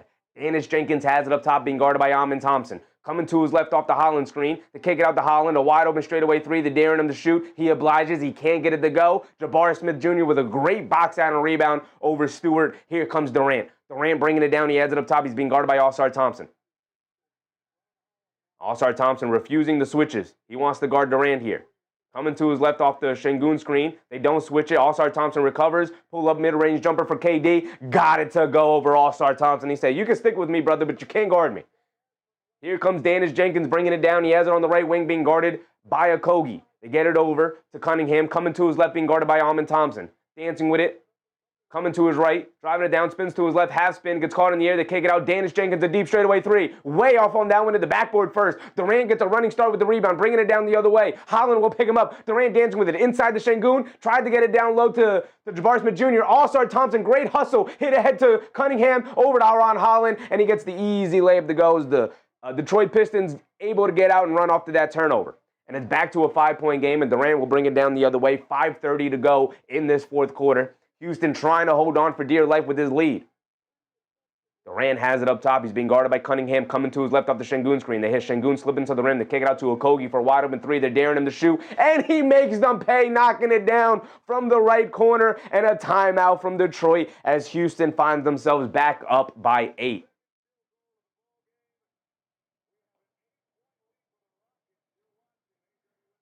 Trey Stewart, what's up, Trey? I need Duncan to get 8 points. Not looking likely unless he comes back into this game. Hey, Hayes said, I need Detroit to get Holland some therapy. Part of his value is how feisty he is. Can definitely cost his team with some of that feistiness. For sure. For sure.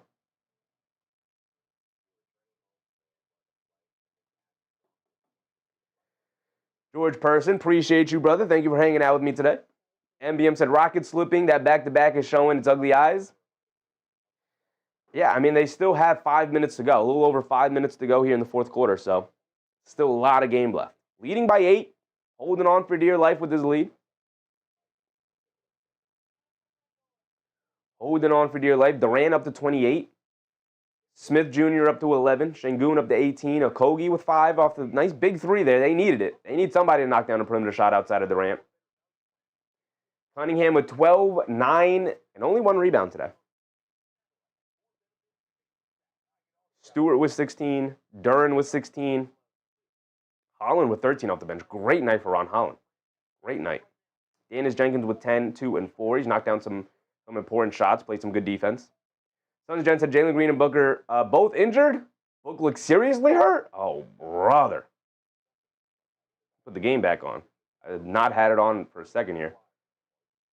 I turned on just to watch Grayson Allen miss a free throw. What are these injuries, though? You're going to make me look them up.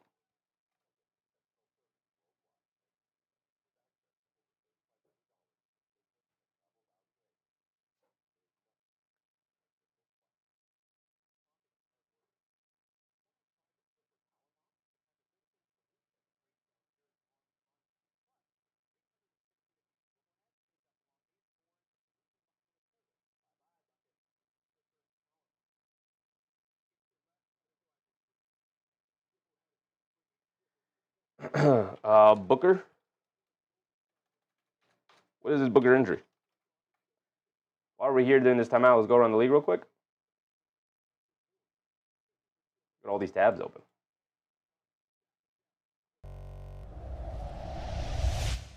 Book's ankle, Green's hammy. Oh, Jalen Green going down with a hammy again.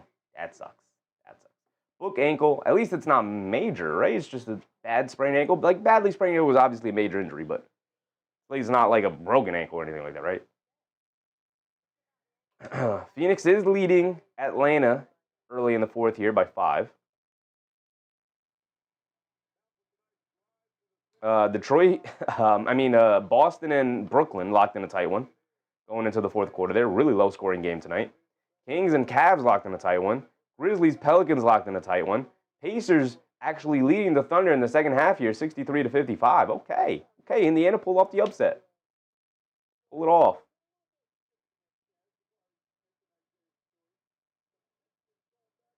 All right, here we go. We are back into it. Harris gets it over to Cunningham in the post, being guarded by Okogie. Cunningham backing him down, leans in, kicks it out to Duncan Robinson. Shot clock winding down. To get it inside the Durant, leaning in, stop, flips it up with the left hand.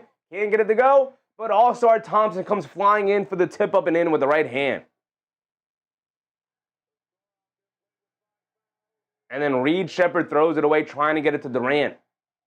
Detroit denying the ball, and Shepard throws it away.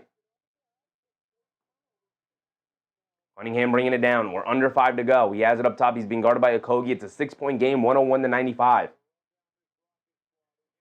Cunningham coming to his left off a Duncan Robinson screen. He split the double team, gets it over to All-Star Thompson, gets blocked at the rim by Jabari Smith Jr. Shepard gets it over to Durant.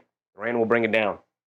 Bench unit is out there. They got Durant, Shepard, Jabari Smith Jr., Okogie, and Capella. Durant has it up top. Coming to his right. Calling for a screen from Okogie. Durant dancing with it against Thompson, who refuses to be screened. Shot clock winding down. Gets to the right wing. Pull up 3 for Durant.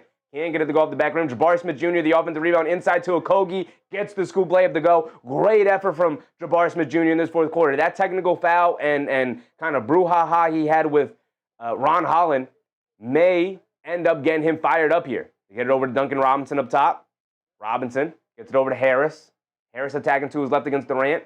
Directing traffic, picks up his handle to get it out to All-Star Thompson, driving down middle of the lane, kick it out to Robinson, and he throws it away to who? Jabari Smith Jr. coming up with a big steal there. Great plays down the stretch here for Jabari Smith Jr. with 3 minutes and 30 seconds to go. An 8-point lead for the Houston Rockets and a timeout for the Houston Rockets here. 3:30 to go. Son Jen said, I've never seen him so upset. Ooh, I'm looking at it here. Yeah, he's in serious pain. Rolling his right ankle on Okongu's foot. Yeah, if that's a high ankle sprain. I mean, he pops up. Barely put weight on it. I'm watching the replay here. He's standing on it, though. That's a good sign that he's standing on it. If it's broken, you can't really put any pressure on it. He limps. He's got a heavy limp. Ooh, that might, okay. It might just be a high ankle sprain. I've been there. You see it? Oh, yeah, I can't watch ankle sprains. I can't. Okay, I saw it. I did see it. That's a bad sprain. That's a really bad sprain. MEM said, Detroit making mistakes down the stretch. I mean, that is a young team. They make mistakes down the stretch. And that really sucks, Suns Gen, because it wasn't during a basketball play. He was just jogging back on defense. That's really unfortunate. That he's going to be out for a month. You know, post All-Star break is when you might see Devin Booker again. It's really unfortunate.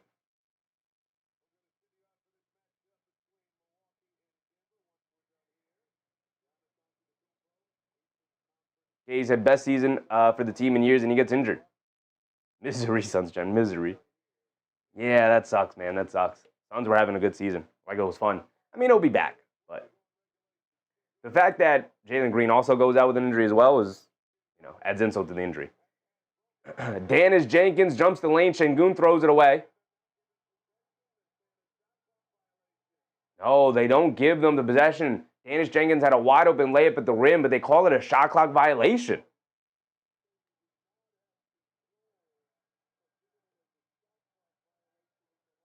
So it's going to be shot out of bounds for Detroit. They're going to get the ball, but yeah, that's a shot clock violation. That's a shot clock violation. Can't argue with that. Cunningham has it up top. They swing it out to Robinson. Robinson can't put up the three. Good closeout from Şengün. He jab steps and drives anyway. To the rim. Scoop with the right hand. Got it to go. No, they wave it off. They say Duncan Robinson fended off Jabari Smith Jr. with his offhand. No, they called Jalen Durant with the offensive foul instead. I don't know about that call. I got to show me a replay on that. That's an offensive foul to me on Duncan Robinson, not on Jalen Durant. Detroit's going to use their challenge here. Lewis said breaking one's ankle would take around 2 weeks to recover. I don't know about that one, big dog. I don't know about that one. It doesn't look like he broke his ankle. It look like he sprained it. But it could be a high ankle sprain.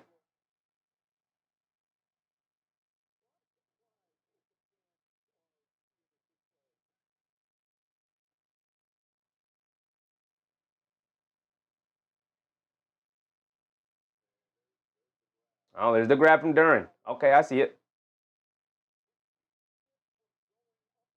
Yeah, that's an offensive foul on Durant. I see it. I see it. That's a good call from the official. That's a tough call. That's a tough call.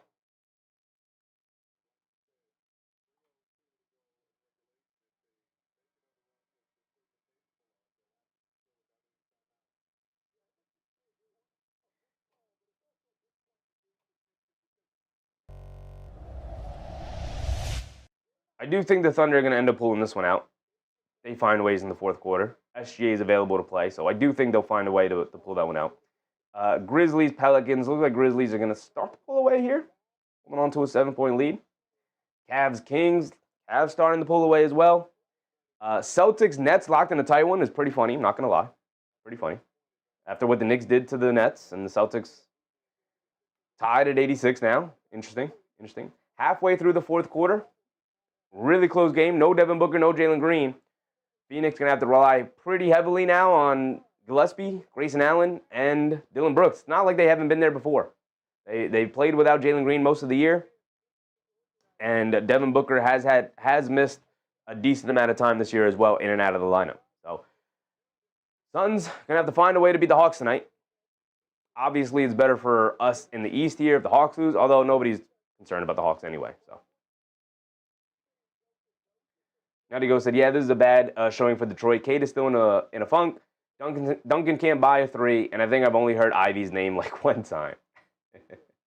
I mean, you're going up against a good defense is also the issue, Naughty Ghost. Like, it's not just an off night. It's the fact that you're going up against a really good defense, and your half-court offense really struggles. It's not just an off night. They could absolutely play better, don't get me wrong. They haven't put their best foot forward tonight for sure. But neither is Houston, who's missing 4 rotation players.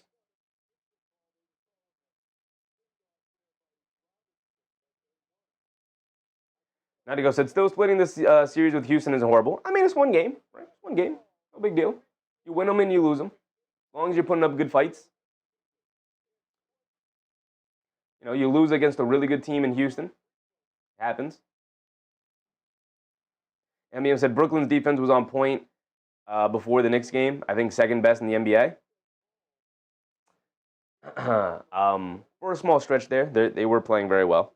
But then the Knicks came to town.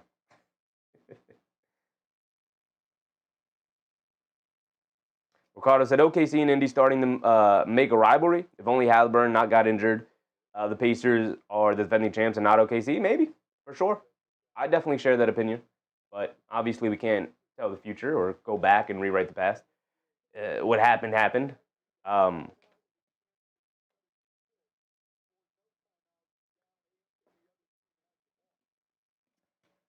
It sucks Halliburton's not going to be able to play at all this year, it seems like.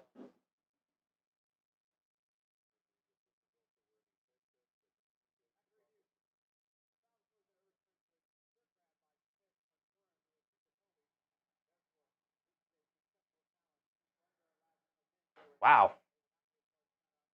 Wow. Successful challenge. And they call the foul a hold on Jabari Smith Jr. first.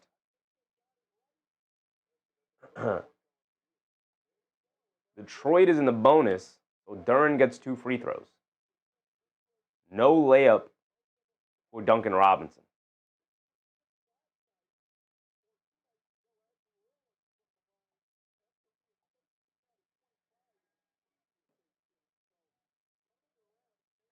Three minutes to go. Durant at the foul line for 2. He's only taken 2 tonight. He's knocked down both of them. He's got 2 more coming. Knocks down the first one. He's got another one coming. Detroit has 1 timeout remaining, right? They should get a timeout back after winning that challenge. That was their only timeout left. There's 3 minutes to go.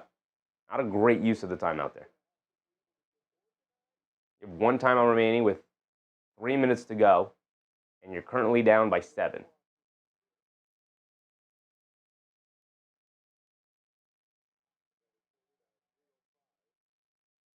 .305 to go. They put 3 more seconds back on the clock. Durant goes 2 for 2 from the foul line again, and it is a 6-point game. 3 minutes to go in this fourth quarter. Amen Thompson bringing it down against Cunningham. Thompson gets it over to Şengün. Şengün being guarded by Durant. Hands it off to Durant. Durant up top. Harris guarding him. Going to dance with it. Crosses over to his right. Gets space. Mid-range pull-up jumper. Got it to go for KD. My goodness. Whoever it is, can I have this dance? Dennis Jenkins has it on the right wing. They get it up top to Robinson. Robinson being guarded by Shepard. Coming to his left. They get it over to Jenkins. A lot of standing around for Detroit here. They get it down low to Durant, who gets stripped by Amen Thompson. Wow. A lot of standing around for Detroit. They try to dump it down low to Durant, then he gets stripped by Thompson. Shepard has it up top, 2 minutes to go. They wasted a lot of time in that possession to get nothing. Shepard crosses over to his right of the Durant screen, hesitates, driving a right past Cunningham for the scoop layup. Bad defense from Cunningham after Shepard hit him with a nice hesitation, and suddenly like that, Houston's back up by 10, 107-97. Cunningham coming to his left off a couple screens, and a moving screen on Duncan Robinson is going to send the ball back to the Houston Rockets. We're under 2 to go. Houston holding on to a 10-point lead. NBM said down to the wire. I mean, 10-point lead. Not really down to the wire. Houston making all the plays they need to down the stretch here. Detroit incapable of matching them right now. They get it to Durant. He has it up top. He's going to call for a Shepard screen. They show a double team. Bullet pass inside to Thompson. Leaves it off for Şengün. Can't get the two-handed slam. Şengün thinking he got fouled by Jenkins. Jenkins, great effort there to save the 2 points. Cunningham down the lane. Tries to leave it off for Durant. It was a bad pass, got picked off by Jabari Smith Jr., but he was out of bounds when he tried to save it in bounds. And the ball is going to go back to Detroit here. 1:30 to go, 107-97. Looking very unlikely here for Detroit. Going to have to go quickly and get some open ones. Robinson, the 3 over Shepard. Can't get that one to go. He needed it. Jabari Smith Jr. does a great job of knocking the rebound out of Durant's hands. Jabari Smith Jr. has been incredible in this fourth quarter, by the way, after a really rough first 3 quarters. Thompson has it up top, being guarded by Cunningham. Picks up his handle. He's got nowhere to go. And a timeout for Amen Thompson. Bruce Fowler, lovely, lovely. 1:14 to go in this fourth quarter, 10-point lead for Houston, and it's looking like they're going to pull this one off. Ricardo said Pistons and Celtics both losing today. You got to love it, Knicks fans. You got to love it. You got to love it. Now they just have to win tomorrow. Now they just have to hold up their end of the bargain and win tomorrow.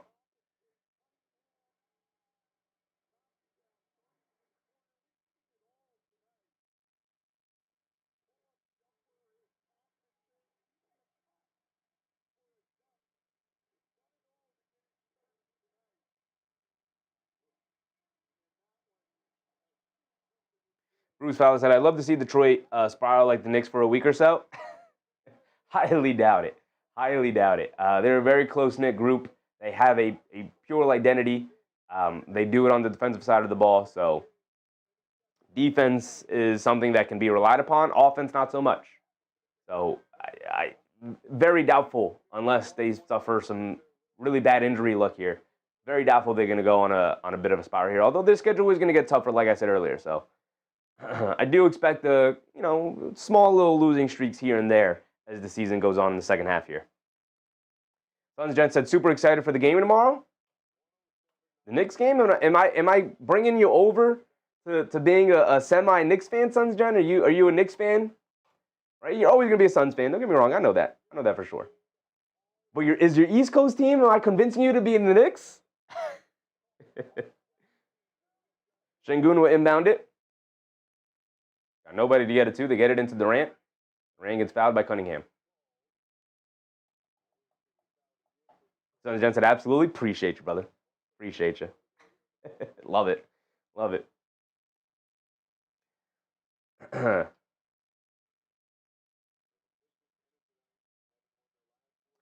They had a foul to give. So they got to get it in again. Throw it in the backcourt to Thompson. Thompson gets it over to Şengün. Şengün slips and falls, and a foul on Durant. And they don't have any more challenges. It will definitely just look like Şengün slipped and fell. Lewis said Sacramento may win versus the Cavs.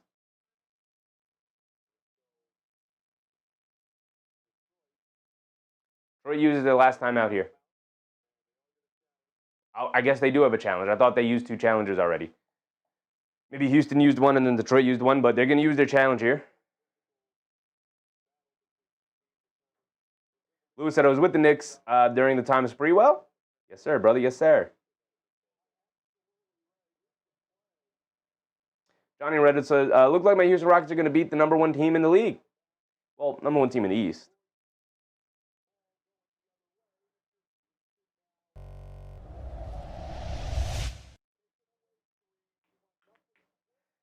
What do we have in our poll?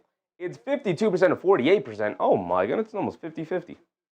I'll let it rock to the end of the game then.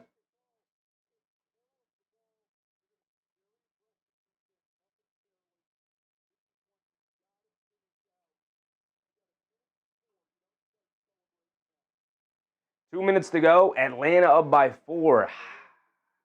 Unfortunate. Unfortunate.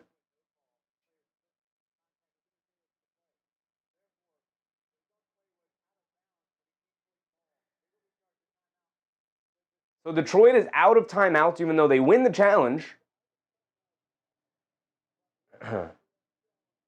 It was concluded that there was no foul call and Şengün just slipped and fell. And when he did fall, he fell out of bounds. So the ball is going to go back to Detroit here. But it does ultimately cost Detroit a timeout and their final timeout of the game. Houston still sitting with 1.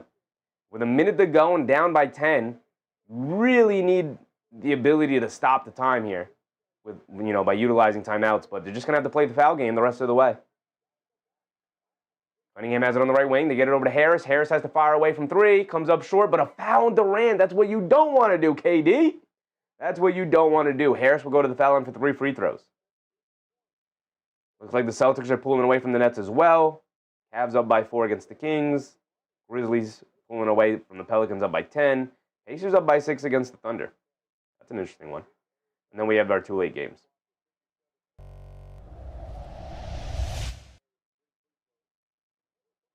John Jensen, I can't even be mad. It's been quite a road trip. It has been quite a road trip, brother. those cross-conference road trips, man, where timer's still going. Where the East Coast teams got to go west. That's always tough. So I know it's also tough going from the West Coast over to the East Coast, especially when you're in like Phoenix, and then you got to travel to all these cities in the middle of January, and people who are very accustomed to warm weather now suddenly have to deal with the cold weather. It's very tough. Very tough.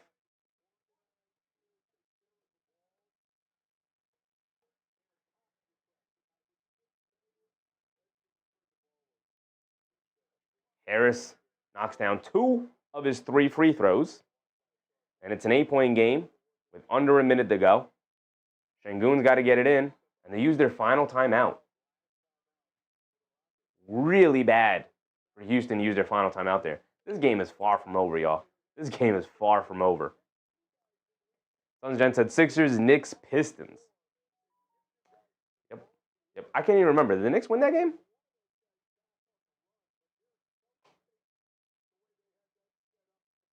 I can't even remember.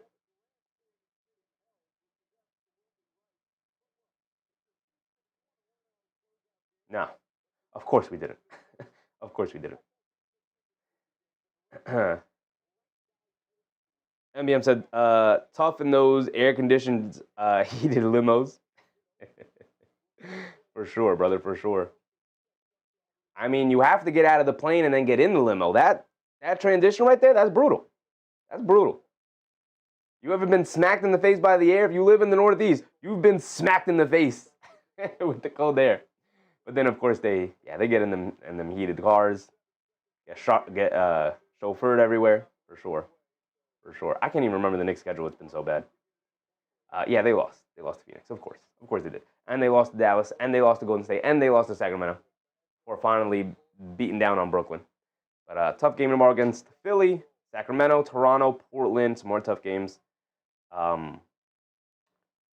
Lakers. We are at home. And then at Washington versus Denver.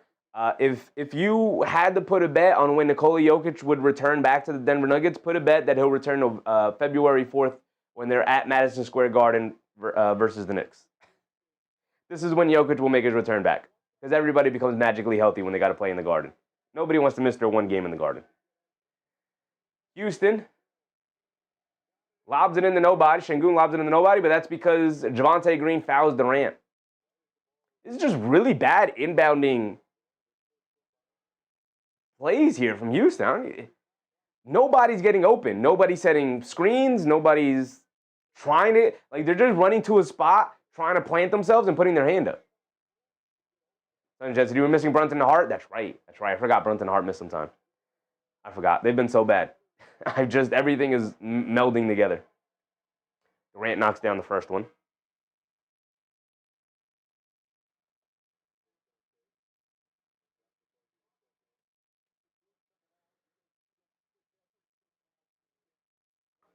Şengün subs out here. Okogie subs in. Cade also subs in for Shepard. And Durant knocks down both of them. Back to a 10-point game. No timeout for either team. Cunningham bringing it down. Straightaway pull-up 3.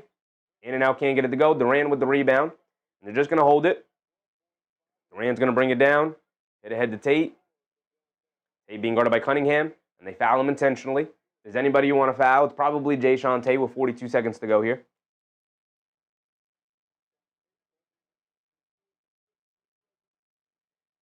Tate has barely played this year. He's not a part of the regular rotation playing tonight because they're missing 4 rotation players. 2 important wings with Finney-Smith and Eason, as Tate misses his first free throw. He's got another one coming. They're already leading by 10, though. Tate missed the first one. He's got one more coming.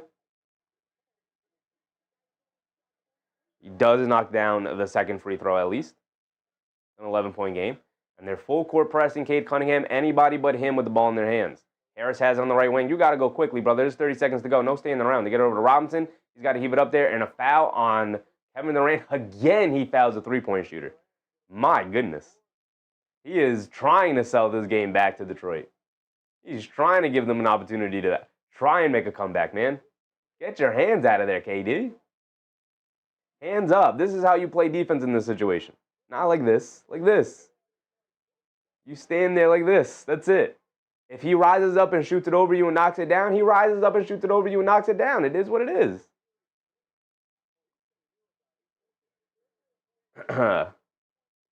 Daydreamer, what's up, Daydreamer? Robinson knocks down his first 2. He's got one more coming. 30 seconds to go in this fourth quarter. KD giveth and he taketh away. He does. 32 big old points for KD. He also cleaned up his turnovers that he had last night. But back-to-back fouling three-point shooters in this fourth quarter here, where Detroit has no timeouts. Stopping the play and allowing them to put points on the basket. Get it back to Duncan Robinson. He missed the third one, and he knocks down another three.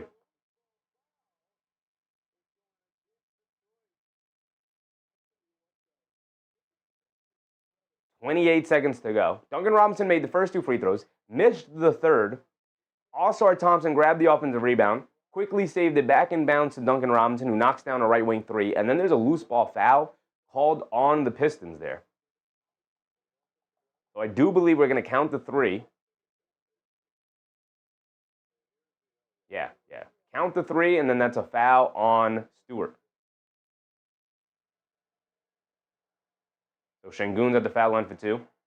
Misses a free throw. So this actually works out perfectly for Detroit because no time comes off the clock. That's actually brilliant. They don't have the opportunity to even inbound it. We just immediately send a guy who's a shaky free throw shooter to the foul line, and then we can get back to running our offense. Not bad. Actually not bad. Actually not bad by Stewart. Not a bad foul at all. Şengün missed the first one, but he does at least make the second one.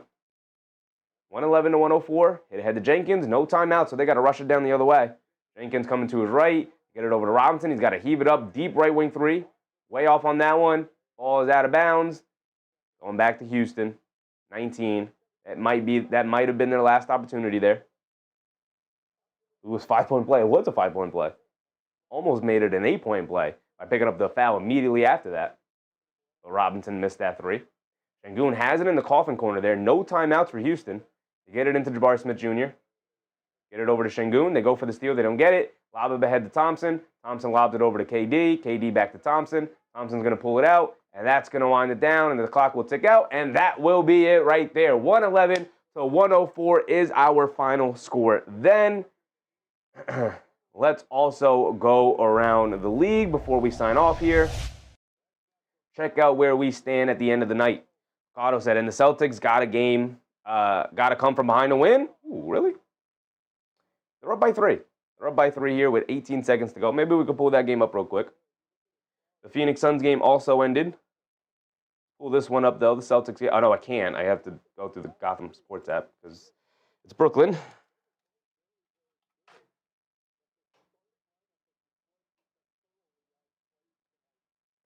Kings and Cavs locked in a tight one. Pelicans, Grizzlies. Not too far off. Not necessarily tight, though. Pacers, Thunder. 4-point game. That's locked in a tight one. Start of the fourth quarter there. Let's tune into the Celtics Nets and just see where we stand there. I did see Nick Claxton got a tip up and in. I didn't ask for your commercials. Did not ask for that. Get rid of that. Start that. Bring that up here. Put that up on the big screen now. We can get rid of this Rockets game. There we go. Okay. If you guys are interested, Karl Anthony Towns is questionable for tomorrow, by the way, with back spasms. That's not good. Not good at all. Pacers do lead, Lewis. Pacers do lead.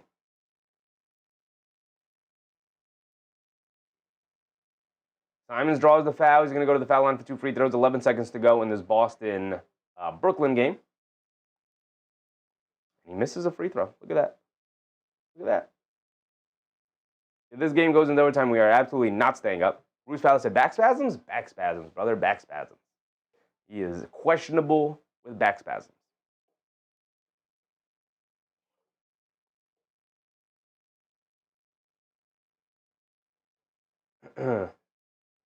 Other than that, the Suns ultimately ended up losing, unfortunately, to the Atlanta Hawks. 110-103 there. Simon's at the foul line. We know he's going to miss the first one. Thank you. He's got one more coming. Ricardo said, what the H? Come on, cat. Got back spasms, you got back spasms, man. Happens. Happens.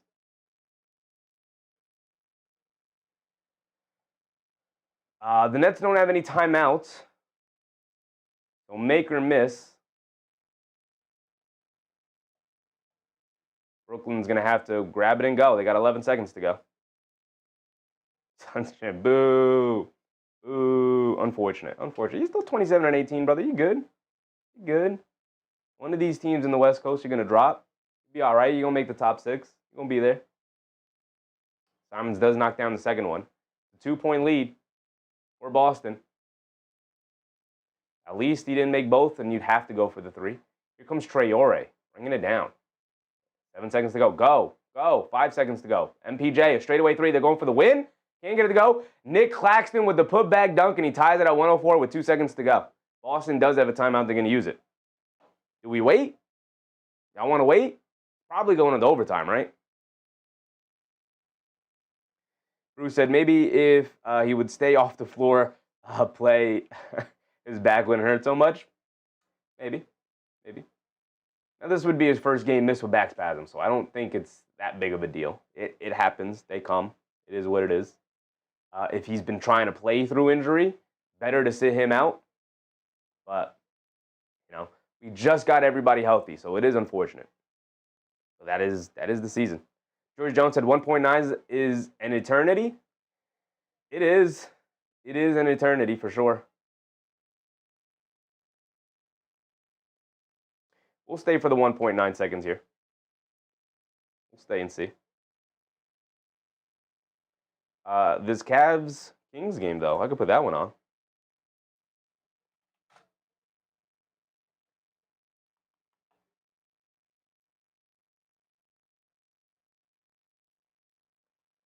That's 1:30 left, and the Cavs are only up by 2.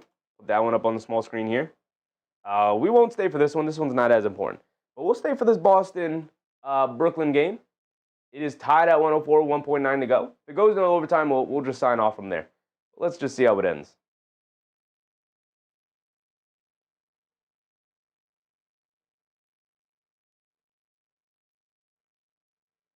Big defensive stance here for Brooklyn. 1.9 on the clock. You're going to inbound it. Got 3 guys lined up at the half-court line. What we got going on here, Boston? They throw it into nobody. Simons has to pick it up and heave it from the half-court line, and it goes over the backboard, and that's going to be the end of it. Bad inbound pass, a terrible inbound play. I have no idea what they were supposed to do there. I don't know if they just ran it poorly or if that's just a horribly drawn play. Either way, going into overtime. Now that's fun right there. That's fun. But with that being said, I appreciate you guys. Thank you guys for hanging out with me yet again here tonight for another NBA game. Houston ended up taking down Detroit, which is good for the Knicks. I mean, they have to challenge for the 2 seed now. They're not even in the running for the 1 seed. They have a long way to go. Thank you to all of the channel members. Appreciate you guys, whether you were gifted memberships or you decided to become a member yourself. I very much appreciate all of the generosity you guys have been giving this channel as of late. Very much so. Thank you guys. We will be back tomorrow. The New York Knicks play at 3 o'clock Eastern Time.